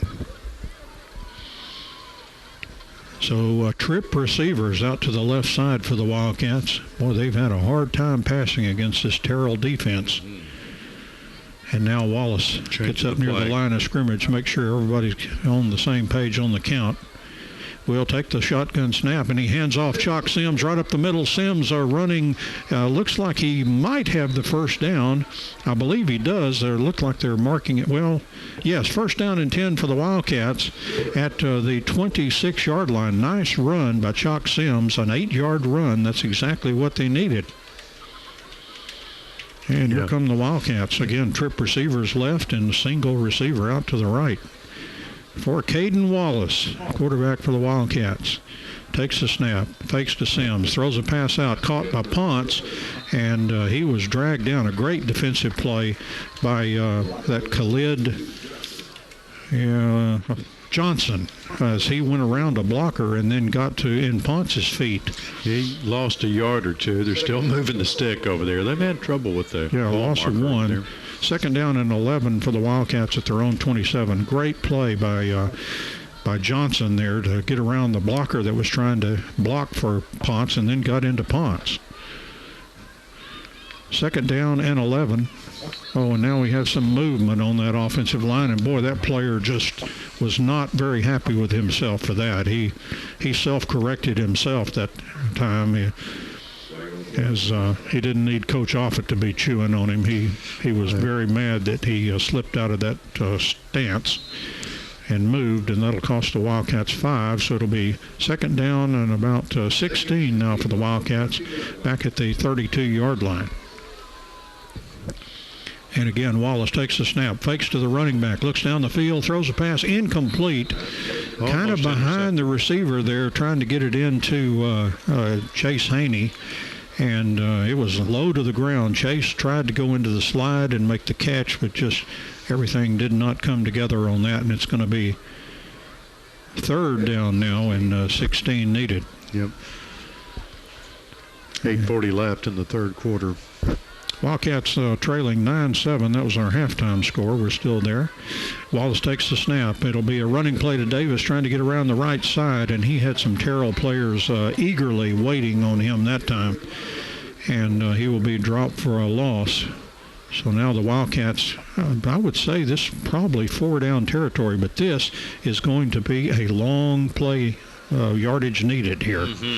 It's back at the 32. They need to get down, looks like around the 16.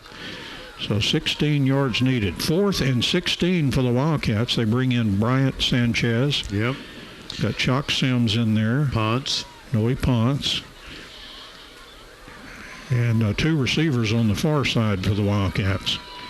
And Wallace back in the shotgun, takes the snap. He's going back, looks like a screen, and throws the screen, caught by Chalk Sims, not caught by Chalk Sims, incomplete. As, Terrell, they read that screen coming that time, and they were just all infiltrated in that screen. And by the time Sims tried to catch the ball, he had a lot of red-clad company. Incomplete. The Wildcats go over on downs on their first drive of the second half. A real good pass rush by the Terrell Tigers. You have to give them that. They hurried up Wallace. Well, you usually on those screen, you kind of encourage a little bit of that. You don't want it to be too good, but you kind of let them slip through, so they're kind of take themselves out of the play. But they kind of, enough guys read that. First down and 10 for Terrell at the 32. Here's a running play. The running back trying to get outside. 33. Can't do very much there, as that was Gabriel Wright. He gained a little bit of yards last week against Paris. I believe that's the first time I've called his name tonight. It may be just a yard on that play. 1 yard, second down and 9 for Terrell at their own 33-yard line. Again, the Wildcats doing a good job on the run, as they have all night long tonight. Lunsford up to the back end under center. And takes the snap. He throws an out pattern. The ball is caught by Henderson and knocked out of bounds by Dietrich Clayton at the right around the 40. That'll be at least a couple of yards short of the first down. So 3rd and 2 for Terrell at their own 40-yard line after the completion. And D.D. George comes to the sideline. Boy, after a great ball game against the Wildcats last year, he's kind of been held in check tonight. And here comes Terrell charging up to the line of scrimmage here on 3rd and 2. And it'll be a running play and slicing into the secondary. First down for Terrell. A nice, strong running play for them up around the 45-yard line. Run gain of 5. First down and 10 for the Tigers.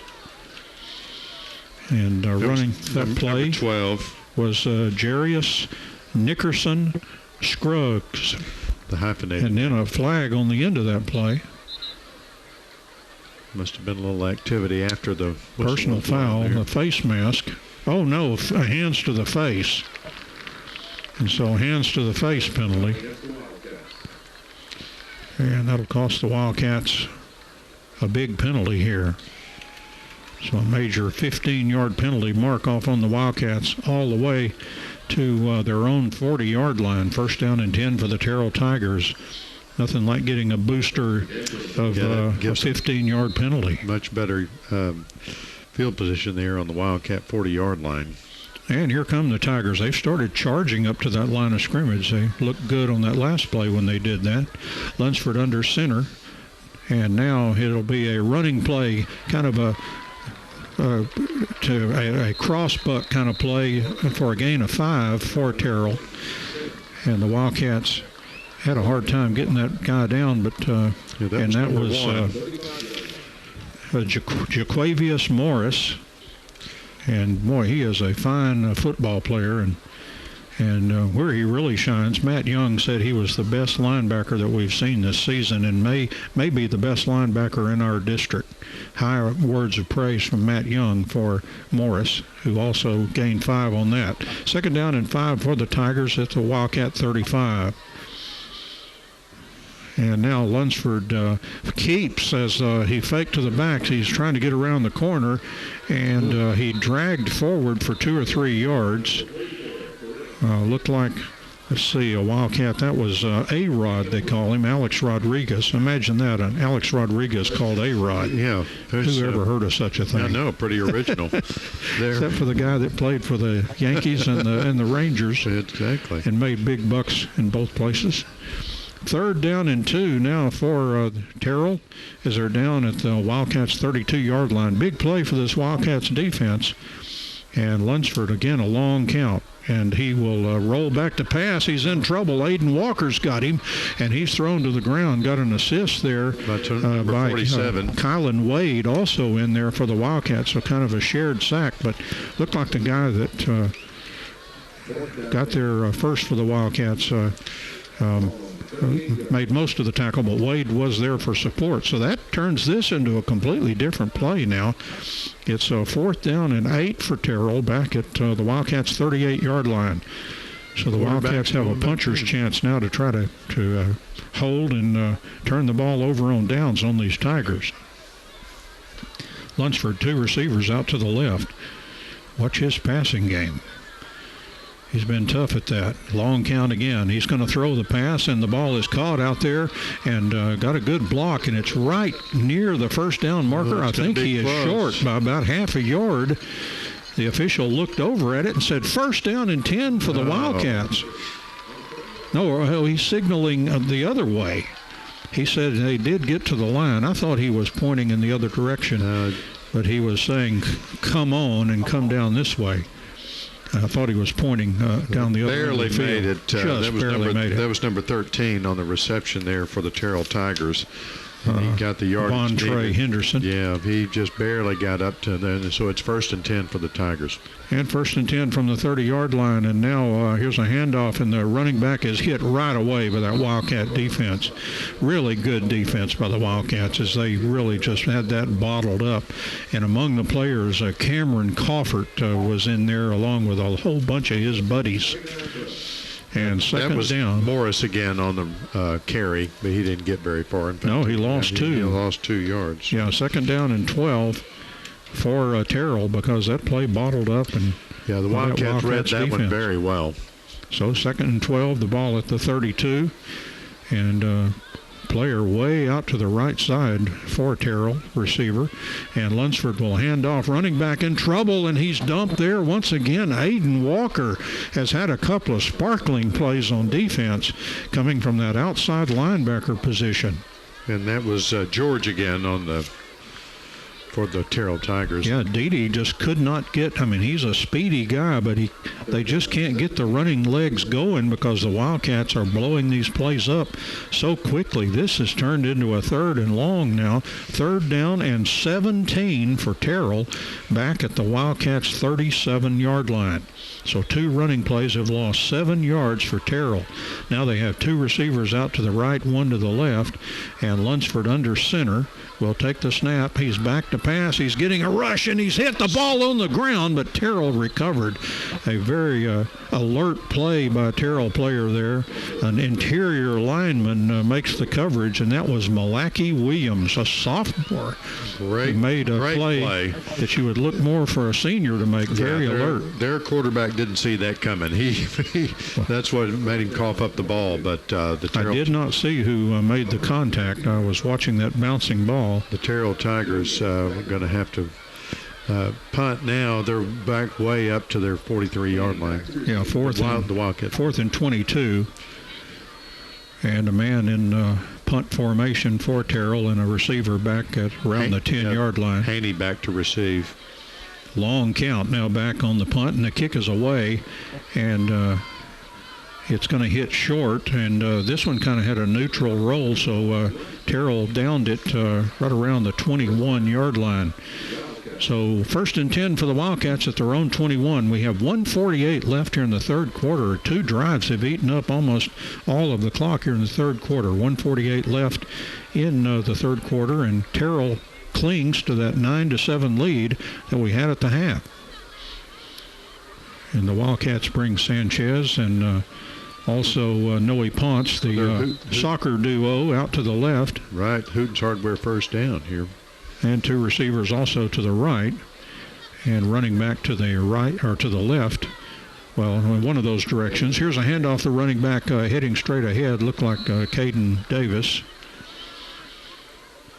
And the run up to about the 23-yard line, a gain of 2 on the play by Davis, who, as Chad mentioned, had 100 yards rushing in the first half. He's been averaging 100 a game, just a little over 200 yards in 2 games. And he's a threat on the pass reception as well. And back to pass. Wallace has a lot of time to throw, and he sails it down the field, has an open receiver. It's caught down there by the Wildcats. That was Lacey. That was Bryson Lacey. He's kind of the guy that stretches the field and made the catch. Nice play, as Lacey had to wait for that one just a tad and still made the catch as the Terrell player was tightening the coverage. Beautiful long play by the Wildcats down to the Terrell 23-yard line. You see what Wallace can do when he has time back there, as he found that open receiver. 2 receivers left and right for the Wildcats. And here's the snap and a running play, Davis. Davis running to the 20, Davis to the 15, and hits down close to the spot needed for the first down. That's going to be close. He's right on the 12. The officials sending the first down. First down. Another Hooten's Hardware first down. The other one came up so quick we missed calling that one. The time is We've got less than 40 seconds left on the clock for this quarter, 24 seconds on the play clock. And first down and 10 for the Wildcats now with the ball at the 12-yard line. And once again, Wallace back in the backfield, and he will hand off to Davis again. Davis hitting across the 10 and got down to about the 9-yard line, and that was about it. So it's about time to walk the field, I believe, except a timeout has been taken here. With 21.7 seconds left. This is an official timeout, and there must be a player is down on the field, so they will address that. An injury timeout here, 21.7 left in the third quarter, and Terrell leads 9-7. We'll be back in a moment. The player was Alfredo Olavide, excuse me, and they got him back up on his feet, and he walked off on his own. So hopefully we'll see Alfredo, they like to call him. We'll see him back on the field. He is a big fella.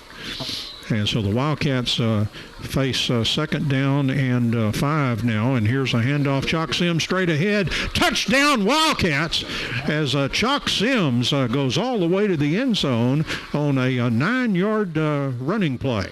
And Northeast Texas Farmers Co-op says, way to go Wildcats as they get into the end zone to move the score 13-9. The Wildcats are ahead, and the extra point is forthcoming. And 13-9, and that is, I believe, the second rushing touchdown tonight for the Wildcat senior, Decorian Chalk Sims.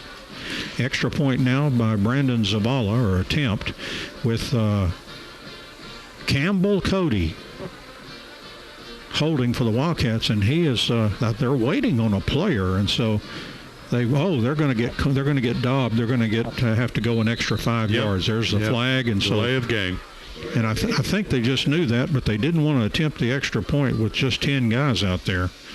Somebody very late onto the field. The coaches will be more than likely chewing on that player, unless you just don't know the circumstances. There could be a reason why, that substitution or something. Who knows what. Right.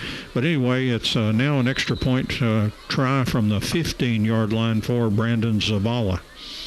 Trying to pump on another point here. Oh, it's a high snap, and Cody picks it up, and he will just hit the ground. He looked like he was looking for maybe a receiver, but he took a quick peek, and there was red everywhere, so he just hit the deck and kept the ball under him. So the extra point fails, and both teams have failed on extra points now. So we have just 17.1 seconds left here in the third quarter. New score here from Memorial Stadium in Terrell. Wildcats of Sulphur Springs 13 and Terrell 9. And we'll take a break and back in a moment. And here's the kickoff. Again, the two Wildcats kickers up there, and it's going to be a try for the onside kick. It's down on the ground. Oh, it's still fumbling around down there.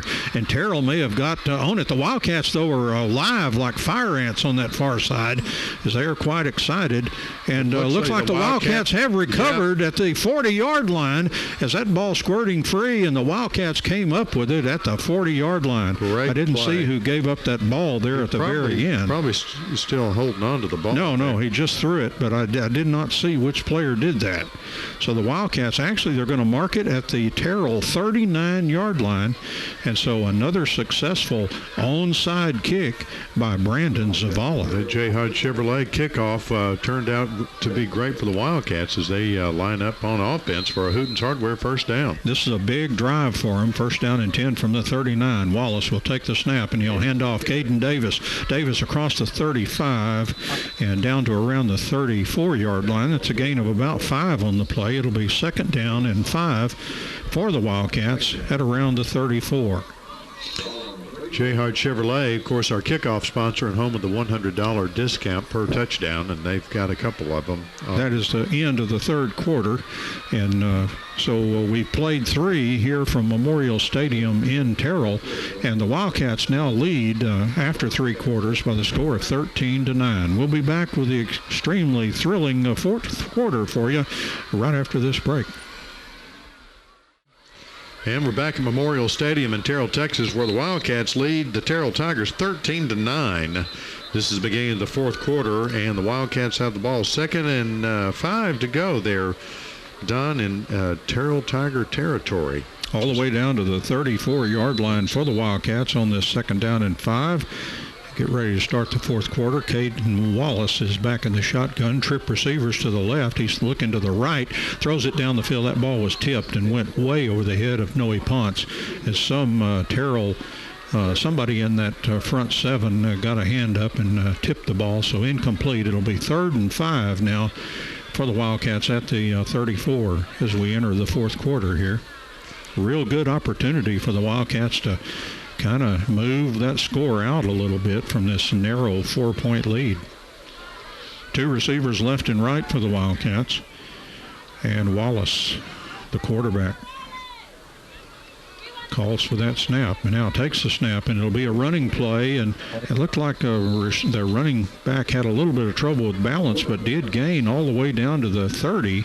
That's going to be close to the 1st down, but maybe just a little bit short. Looks like the 31. That was so Davis it's going to be again. 4th. Yeah, it was Davis, and just looked like he was kind of off balance from the beginning, but still managed to gain about 4 yards. Had good lean, I guess. And so here's Wildcats going for it on a big, they're going to say 4th and 2, and I believe it. It looks every bit of 2 yards. Wallace takes the snap, and it's a handoff. Running play right up the middle. 1st down for the Wildcats. As a nice run for the Wildcats right up the middle there. And again, Davis on the run as the junior. And he really exploded on the scene for the Wildcats last year as a sophomore and had a very nice season and continuing off to a great start this year. 1st down and 10 for the Wildcats now down at the 27-yard line as they continue to kind of hog the ball here. 2 receivers left and right, and here's a bad snap, but picked up by the running back, but hold everything. Illegal procedure on the Wildcats. As that snap hit somebody and then alertly picked up, but the officials had already blown it dead and will penalize the Wildcats 5. It just wouldn't be right if we didn't have to overcome a penalty. Exactly, right on the drive. yeah. So they're coming back another 5 yards, and Sims is back in the game. There's the chalk. Actually, and Davis, too. They have double running backs back there. I mean, that's a strong suit of the team is those 2 guys. Lacey and Sanchez on the other side for receiving. And back to Wallace here, and he'll hand off Sims, sweeping to the left. Sims gets across the 30-yard line and continues to run. Sims made a lot of yardage after it looked like he was going to be stopped, and he moved all the way down to around the 22-yard line. And, there's some kind of violation. They're moving the ball way back at the spot of a foul. And so it's just like, hard to overcome all these mistakes here. As soon as we get some momentum going, something penalty like that kills it. So it was 1st and 15. Now it's going to be all the way back to the 39-yard line. 1st and 25, maybe? It's at least, I'd say 21 or 22. They say that can't be right. Well, this says 15. It's a lot different than that. Ball on the 39. They got to get down to the 18. So it's about 21 yards. Here's a handoff Sims, and a short gain, but it is still the Hooten Hardware 1st down. Yes, but that didn't help their yardage situation all that much. It's down to around the 37. So about I'd say 19 yards needed for the 1st down. So 2nd down and 19 for the Wildcats at the 37. And 2 receivers out to the right side, 1 to the left, and the 2 backs in the backfield. Here's a snap to Wallace, a handoff, a reverse, and here coming around is Sanchez. Sanchez across the 20, and will move down to around, or the 30, down to the 25. And it looks like a Terrell player slid into the end of that play, and he's having a hard time getting up. That was still needed a better part of 10 yards for the 1st down. We have an injured Terrell player down now, and let's have an injured player timeout here, and we'll be back in a moment. And Don, that injured player number 4 for the Tigers is already up and headed to the sidelines. That's a really good one, Stephen Adamudia, and he was kind of rotating that shoulder as he came off the field. He kind of bunged up that shoulder a little bit. It looks like he could possibly be back there. He's continuing to rotate that arm. And here's 3rd down and 9 for the Wildcats at their own 26-yard line. So they've made a lot of the yardage back on that nice reverse. And fake to the running back. Wallace looking. He fires the ball down the field. Incomplete. Way too tall that time in the direction of Zach Tiemeyer. And it'll be 4th and 9 for the Wildcats. And they will go for it. No, they're going to try the long field goal. They saw what Terrell did and saw Campbell Cody come in there along with Brandon Zavala. It'll be exactly the same length that Terrell hit. This is a 43-yard field goal for the Wildcats. Cody putting it down at about the 33-yard line. Oh, it rolls back on the snap, picked up by Zavala, and he's putting on his best Elroy Crazy Legs Hirsch. The ball got stolen by Terrell, and they're going to run it back for a touchdown. This is Khalid Johnson as a disaster just breaks up on the play where a bad snap on the field goal attempt, and it squirted over to Brandon Zavala. He tried to make something out of it, and Terrell stole the ball, and Khalid Johnson races, must have been like, I would say, at least 70 yards for a touchdown. And Terrell is back in the lead at 15-13. And how is that for Mo to change uniform? Oh, I know they were the Wildcats trying to make it a 7-point game, but now if they connect on this extra point attempt, it's going to be a 3-point game in the Tigers' favor. Nunez on the extra point with their backup quarterback holding. It's a high snap, and that ball is blocked, but blocked right into that backup quarterback, and he just smothered the ball because the Wildcats could have gotten that and taken off and gotten 2 points out of it. But the extra point no good, and 8:35 left in the fourth quarter. A new score after that dramatic play reversed the fortunes in this game. Terrell 15, the Wildcats 13. Let's take a break here, and we'll be back in a moment. Back at Memorial Stadium in Terrell, Texas, a bad turn of events for the Wildcats. The Terrell Tigers lead 15-13 over the Wildcats. We get ready for the J. Hodge Chevrolet kickoff for the Wildcats to receive. Sims and Davis both back there to receive, Don. And Christian Nunez has just been kind of popping that ball down the field, kind of Wildcat style that they've done in the past. And this time, they put a little bit more foot into it, and a fair catch called for and made by Campbell Cody at the 23-yard line for the Wildcats. Boy, you're looking at maybe going for it on fourth down. You decide to try a field goal to tack on a few more points, get a bad snap. The kicker picks the ball up and tries to make something out of it, and they string him out, and then they steal the ball. And Khalid Johnson, a really, really good defensive player, and the first player that Coach Sedbury mentioned when I asked him about his defensive team, and he goes for the touchdown. Hooten's Hardware first down, the Wildcats on their own 23-yard line. It is first down and 10 for the Wildcats at their own 23, and Wallace trying to get the Wildcats set up here. They have now it's on the 25. Oh, okay. The officiating and the ball marking has been interesting on this game. This is probably the third time they've reset the line of scrimmage. But so it's first and 10 on the 25. There you go. Hooten's Hardware. And Wallace back in the shotgun, two receivers left and right. It'll be a running play for the Wildcats across the 25 to the 30. This is Davis. He runs for the first down all the way up, 13-yard gain to the 38-yard line. First down and 10 for the Wildcats as Caden Davis continues to roll. Hooten's Hardware first down. Hooten's Hardware, Emory, Texas. You've been down there, Don. It's just huge. Yeah. They have a lot more than nuts and bolts. I mean, to tell you. First down and 10 from the 38-yard line. Trip receivers out to the left, and it will be another running play right up the middle. Davis and across the 40 to the 42. That's going to be a 4-yard gain. Second down and 6 for the Wildcats at their own 42-yard line. Another big ball game for Caden Davis.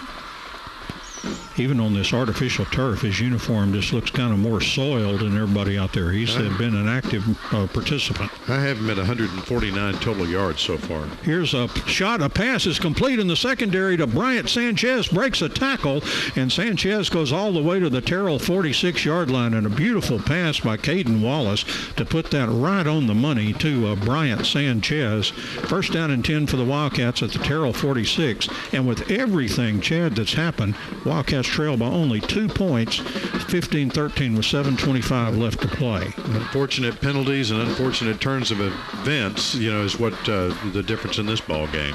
2 receivers left and right for the Wildcats. Now they'll try Chalk Sims running across the 45 and then down to about the 42-yard line.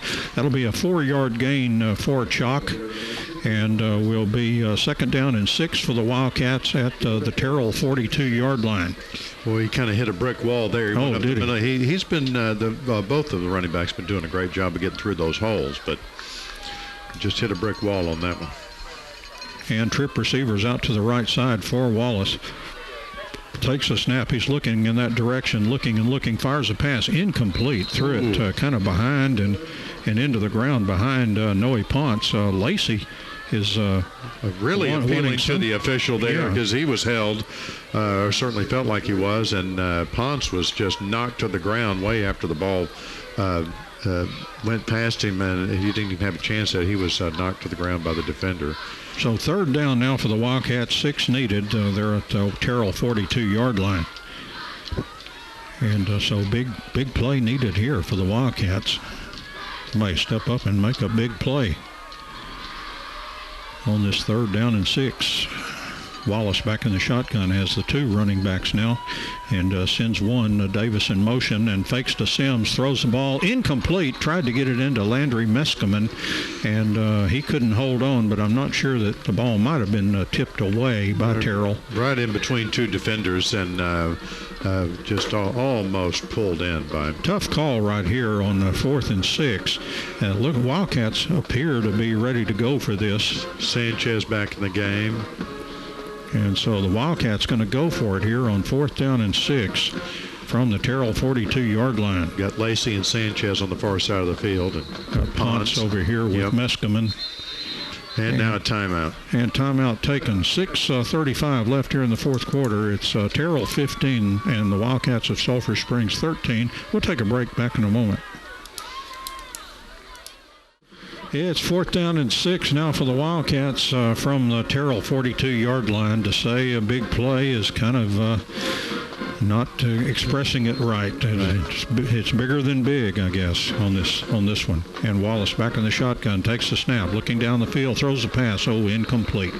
Tried to get it into Bryant Sanchez, and just didn't match up with him there. Yeah. There's a good coverage and a good route. It just didn't happen, and the ball goes over on downs to the Terrell Tigers. With 6:32 left here in the fourth quarter. And again, Terrell with that 15-13 lead. Boy, this would be a huge win for Terrell. They were 1-7 in district last year and 1-8 for the season. They won one ball game, and I don't remember who they beat. I cannot remember, but they are, a hungry team that has not had much success. And for a new coach like Marvin Sedbury, that would be delicious. The Wildcats want to come back and win. There's first down and 10 now from the 42-yard line, and it is a running play and getting around the corner, and this is going to make something here as finally Morris is knocked out of bounds, but a big run and a first down for Terrell. Maybe that new quarterback kind of shook things up for Terrell. And now a Terrell player is on the ground after that play. Injury timeout. Injury timeout here. 6:23. The clock never started. 6:23. Yes, it did. It went 9 seconds. 6:23 left in the fourth quarter. Terrell 15, the Wildcats 13. Back in a moment. And we're back at Memorial Stadium in Terrell, Texas. Number 32, Don's coming off the field limping. Twisted his knee. Second time tonight. Yes, and he's tonight's hero. He was the one that stole the ball and on a Well, the Wildcats were trying to make some lemonade out of lemons. That's right. And went 70 yards to give Terrell the lead. And Stewart's back in, the backup quarterback for Terrell Tigers. First down and 10 for the Tigers at the Wildcats' 38-yard line. That was a play that actually worked. They haven't had much success on the ground, but with this new quarterback, somehow that changed the dynamic. And Stewart now under center from the 38-yard line. And he looks, and now there's nobody to hand off to. He tried to move straight forward. That's his good instinct to move north and south, and was able to gain just a couple of yards on the play. So it'll be 2nd down and 8. I'm not sure if that was the quarterback or the running backs that somebody wasn't in place there. He turned around, really expected somebody else to be there. And had a little animated conversation with Coach Sedberry. And what's he going to tell to his youngster here? This kid may, let's see, he's a junior. And here comes Stewart under center again on 2nd down and 8 for Terrell, the Wildcats' 36-yard line. He continues to look into that sideline. He's got 2 running backs behind him. And now I don't know. The receiver right here, number 2, okay. Had a little motion. Yeah. I was looking at the 25-second clock, and it was low, but it had like 3 or 4 seconds left. The number 2 flinched there, and I just happened to be looking right at him when it happened. All right, and the officials apparently were too. Right, he was standing right there on him, and so that's good news for the Wildcats. A 5-yard penalty against the Terrell Tigers. So 2nd down now, and they're needing 13 yards. They're back at the 41-yard line. Just under 5 minutes left to play in the ball game. The Wildcats need a stop right here, and Stewart, the quarterback, and will take the snap and hand off a running back hitting straight ahead, and a big bunch of humanity there, and a rugby scrum, and ball carrier brought down. They're going to give him all the way back to the original line of scrimmage, the 38-yard line. So it'll be 3rd down and 10 for Terrell at the Wildcats 38. And so big play here for the Wildcats defense. And once again, Stewart comes in to talk to his head coach there, Marvin Sedberry Jr. He's a very impressive young man to talk to. His dad was a great coach, still is. He's over at the middle school here. He's the head coach over there for Terrell. And here come the Tigers quickly up to the line of scrimmage on this 3rd down and 10. And Stewart under center here on this play, and he will hand off, and here's hitting in there is Morris, and Morris broke a few tackles, moved across the 35 to about the 34-yard line, and that's going to be short of the 1st down by 6 yards. And so it's going to be 4th and 6 for Terrell. And we have a Wildcat player down. So an injury player timeout for the Wildcats. 3:50 left in the 4th quarter. It's Terrell 15, the Wildcats 13, and we'll be back in a moment. And we're back at Memorial Stadium. That was Chance Haney was down, maybe twisted an ankle. He's walking off the field under his own power, and the Terrell Tigers are coming back up to the line of scrimmage for their 4th down try. Yeah, 4th down. Chase Haney had a long conversation with Tammy Carroll. She may have been asking him, now, where are you? What night is this? Yes. Who are we playing? Right. He jumped right up after that injury. He looks to be. And now we've got another timeout or something. Yeah, so we do have a timeout here. 3:45 left in the 4th quarter. It's Terrell 15 and the Wildcats 13. Let's take a break again and be back in a moment. And we're back at Memorial Stadium in Terrell, Texas. The Terrell Tigers 4th down and long. We thought they were going to go for it, and then a timeout was called. And I think, well, there's field goal. There's field goal. They've got got Stewart in to hold, and then they've got Nunez. And this is going to be a moonshot here. He's going to punt. Okay, that sounds a little bit, because otherwise it'd be like a 51-yard. Right, Brian Sanchez back to receive the punt. Normally, it's Haney, but he left, and so he's probably got to sit out this play, even though there's a timeout. He looks like Chase Haney looked like he was doing okay as he left the field. So, yeah, I'm sure he'll be right back. And the officials talking about it again. I'm not sure what they're doing. Well, there's some indication that I think communicating with the press box. The play clock again. So yeah, we'll maybe see if they change that. It's at 353. And right it went now. to 335. 335. Yep. And he said, lower. So anyway, they took some seconds off. 3:35 left in the ball game. The fourth quarter, the Terrell Tigers 15, the Wildcats 13. And it looks like the Tigers are going to have a real short punt. Yeah, a pooch kick would be in order here. I mean, you're kicking from the 34-yard line. And they changed the clock again to 3:50. All right. The variable timing system. Now we're where we need to be, and Nunez back to punt. So let's see what happens here as the Terrell gets ready to punt. It's a high snap, but Nunez dropped the ball, got it away. It's partially blocked, but it's fielded by a Terrell player, and I don't think they'll have possession after that. We're going to have to watch all this on replay. That was... all the Terrell player does is he just downs the ball when he catches it. It wasn't deflected. I mean, it was blocked. And Terrell's saying our ball. And right. The officials are talking it over here. They're saying that we tipped it. The Terrell side is saying we tipped the ball and then they recovered it. It looks like a block to me when you block a punt, and it's all they can do is down the ball. And let's see. Here comes the call. We won't be able to hear it, but they're going to come over here and explain to the coach. He's going to talk with Coach Sedbury. Yeah. He's coming out to talk to the official in the white hat.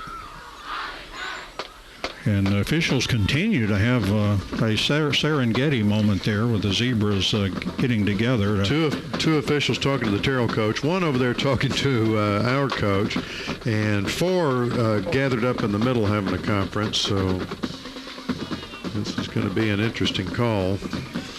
The chains are lined up for a 1st and 10 for the Wildcats. But I'm telling you what, you block a punt and then I don't see how that penalizes you as some kind of, touching the ball on a punt return. But, weirder calls have been made. Here comes the call. First down. He's pointing and he's looking in our direction, but he's putting it down for our center. So 1st down and 10 for the Wildcats at the 37-yard line, and 3:41 left down in the fourth quarter. And here's a handoff, Shock Sims across the 40, the 45, and Sims will run for the first down, and then he's knocked out of bounds across the 50 to the 48-yard line. 1st down and 10 for the Wildcats, and we have another Wildcat player down.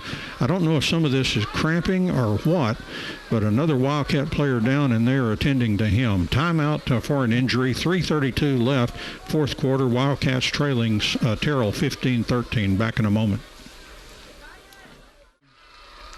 And we're back to Memorial Stadium in Terrell, Texas. Wildcat player was down, was now limping off the field. I think maybe just some cramping. Maybe. Well, I'd hope that's the case. Chandler Leo, a real senior leader. And here the Wildcats 1st down and 10. They moved it to the 50-yard line. The handoff to Chalk Sims again. And Chalk moves it down a gain of 5 down to the 45-yard line. It'll be 2nd down and 5 for the Wildcats at the Terrell Tiger 45. And we've seen the Wildcats move all over the field until they seem to get down somewhere around the 30 or somewhere in there. Quickly up to the line of scrimmage because the clock's ticking. 3 minutes left. And Wallace back in the shotgun. Will hand off again. Chalk Sims straight ahead, and he's going to be down to about the 41. That'll be 3rd and 1 for the Wildcats as they're down to 2:46 and counting. With that clock on their back just a little bit now. And here comes Caden Davis in on a big 3rd down and 1 for the Wildcats. Wallace, the ball rolls back to him. He hands off to Davis. He runs for the first down, and Davis all the way down inside the 30, or down around the 30-yard line to the 31. And the Wildcats have a 1st down. That looked like disaster. You quarterback back there in the shotgun and see the ball rolling back to you. Hooten Hardware 1st down, clock ticking, 2:20, 2:19 left. 2 receivers left and right for Wallace.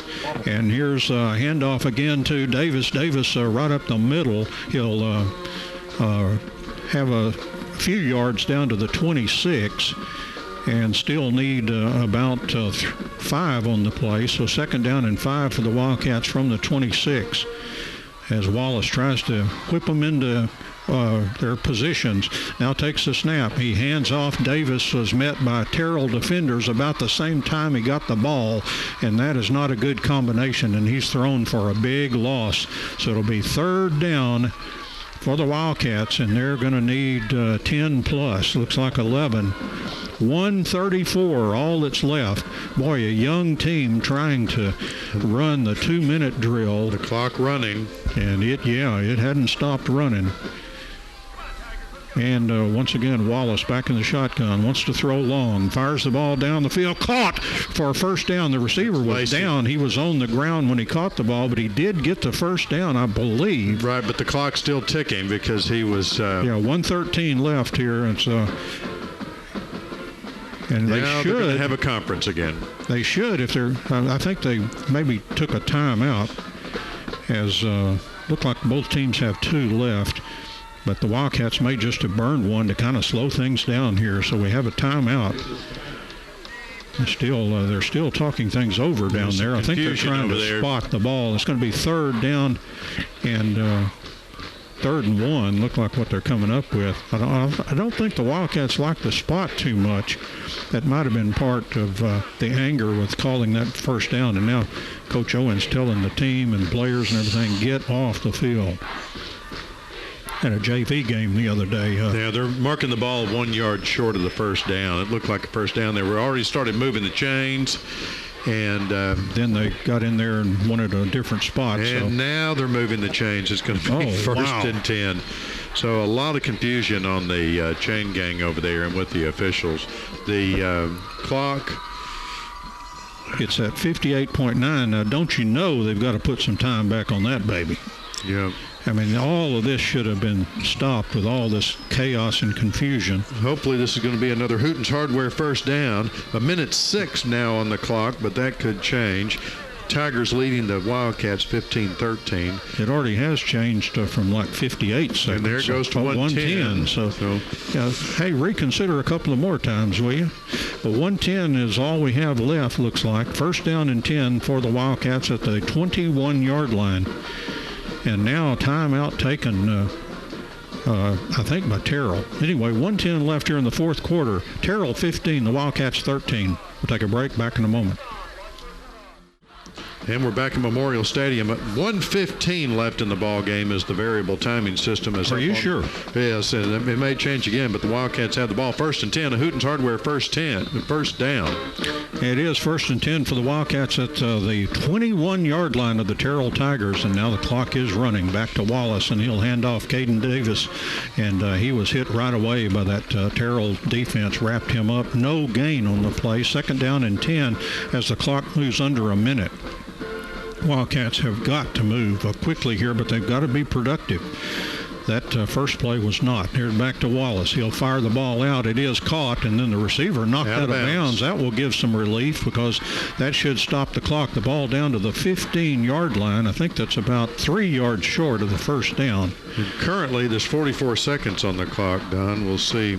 Well, it should sit right there unless there's some rule where that when they get ready to roll it, but I think it'll stay right there. 44.1 as the Wildcats are down to the 15-yard line, and they'll try another running play and hitting in there down to around the 10-yard line.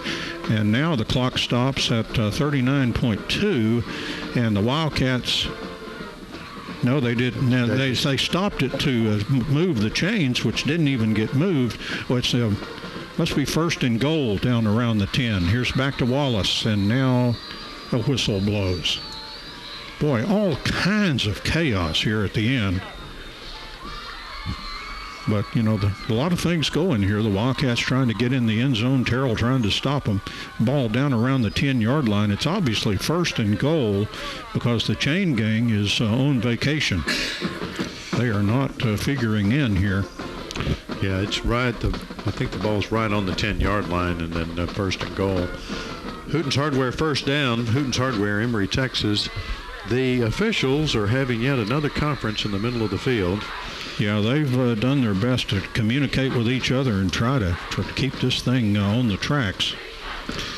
Is that 27 seconds left on the clock? 27.1, yeah. The Wildcats trail by 2, 15-13, Terrell Tigers. And Noe Ponce moves out to the right side. Got Bryant Sanchez on that left. One of the officials over there having a conference with Greg Owens. Yeah, he's way out, almost a hash, trying to get an explanation. And all the players are lined up. They can snap this play. I was going to say, he's in the slot over there. Yeah, we're going with Greg Owens ready to. Don't think he's got any eligibility. We never got any call. It looks like they're about to snap the play, and we're really not sure what's going on here. First down and goal to go for the Wildcats at around the 10-yard line. Wallace has trip receivers to the left side, takes the snap. He's running there. He's in trouble, and he's going to get sacked. The Wildcats are going to have to call a quick timeout here as there's just 15.8 seconds. The worst thing that could happen on that play just did. They got sacked, and it's going to be a second down and goal to go from the 15-yard line. And 15.8 left here in the fourth quarter. Let's take a quick break here with Terrell leading the Wildcats 15-13. Back in a moment. And the Wildcats now from the 16-yard line, second down and goal to go. Back to Wallace. He's now whistle blows. A timeout taken by the Terrell Tigers. They have one left. The Wildcats don't have any. 13.4 seconds now left in the ball game, and Terrell leading the Wildcats 15-13. We'll take a break. Back in a moment. Welcome back to Memorial Stadium. Terrell Tigers lead the Wildcats 15-13. They put 2 seconds back on the clock, Don. 15.8 seconds, so that play never happened. All help appreciated. Wildcats now second down and goal to go from the 16-yard line. Boy, both teams on edge here as Wallace is back in the shotgun. 2 receivers left and right. Terrell looks to blitz. Wallace back to pass. He fires the ball. Oh, had a player slanting in, Chase Haney, but bounced it into him, and it'll be third down and goal to go from the 16. 11.6 seconds remaining.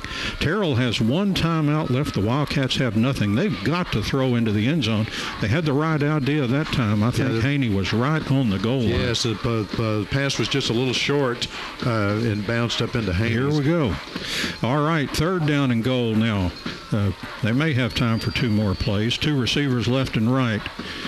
And Jaden Wallace back at the quarterback spot. Terrell probably going to put on the heat. Back to Wallace. He looks down the field, throws a fade, has a receiver out there incomplete. There's 6.6 seconds remaining, and we're going to have fourth down. Tried to hit, I believe that again was Chase Haney. Chase Haney again. He stretched out and laid it out there, but just couldn't get it. So it looks like they're bringing the kicking team out. You know, a field goal would win this thing, wouldn't it? Oh, my, what kind of pressure with we had the bad snap last time, but now the Wildcats are going to try to win it with a field goal here. This would be a 33-yard field goal by Brandon Zavala. Again, with Campbell Cody doing the holding. And here comes the timeout. And now the Terrell coach is way out on the field. As Sedbury went out there to talk to the official, and he's going to take time out. 6.6 left here in the fourth quarter. Terrell 15, the Wildcats 13. It's either going to be good or not, and we'll tell you about it right after this. And here's the Wildcats field goal now with Cody holding and Brandon Zavala, a 33-yard field goal attempt. Snap a little bit high, down by Zavala, the kick on the way, and Terrell is going crazy, and the kick is no good. And with 1.6 seconds left in the fourth quarter, and Terrell, all they've got to do is not mismanage the ball now for 1.6 seconds.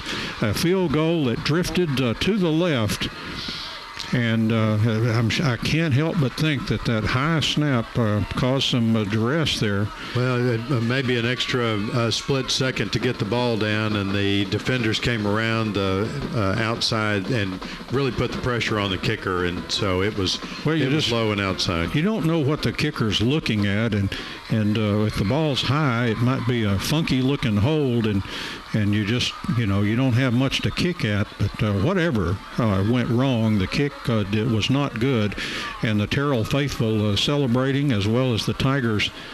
Now they're marking off, they're marking the ball. Oh, they're moving it to the 20, and Terrell just will take the knee here unless they fumble the ball.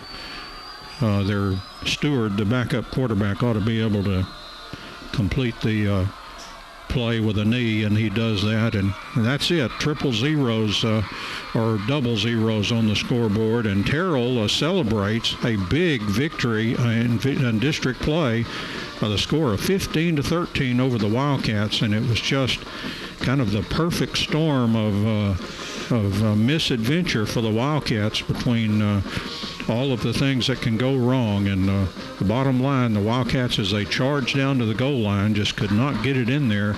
And then when they went for the winning field goal, it faded off to the left side. And the Terrell Tigers defeat the Wildcats here at Terrell Memorial Stadium by the score of 15-13. Big win for Coach Sedbury Jr. in this Terrell program, as they're in the process of trying to learn how to win a ball game, and the Wildcats continue to stay hungry and another City next week. A very even matchup between the two teams, but the Wildcats just came up short. Of course, there were a lot of penalties that were a factor in the game, and some turnovers, interceptions back and forth. But in the end, the Wildcats just couldn't get it together, and the Tigers did, and they come out on top 15-13. That's going to do it for us here at Memorial Stadium. The Terrell Tigers 15 and the Wildcats 13. Our thanks to everyone that it takes to put this together, especially James Terry on the control board, and of course Doug Hastings on our camera, which he'll have the game edited and put up on Channel 18. Then it'll be up on YouTube as well for you to review tomorrow. And of course, Don will be discussing with the coaches on the coaches show, and that's tomorrow morning. Don, you'll be up 9 o'clock. 9 o'clock, as it always is. So thanks to everyone that takes care of us here to put this for you on the air at KSST, 12:30 a.m., the play-by-play. And that's going to do it for us. James, back to you at the studio from Terrell Tiger from the Memorial Stadium in Terrell.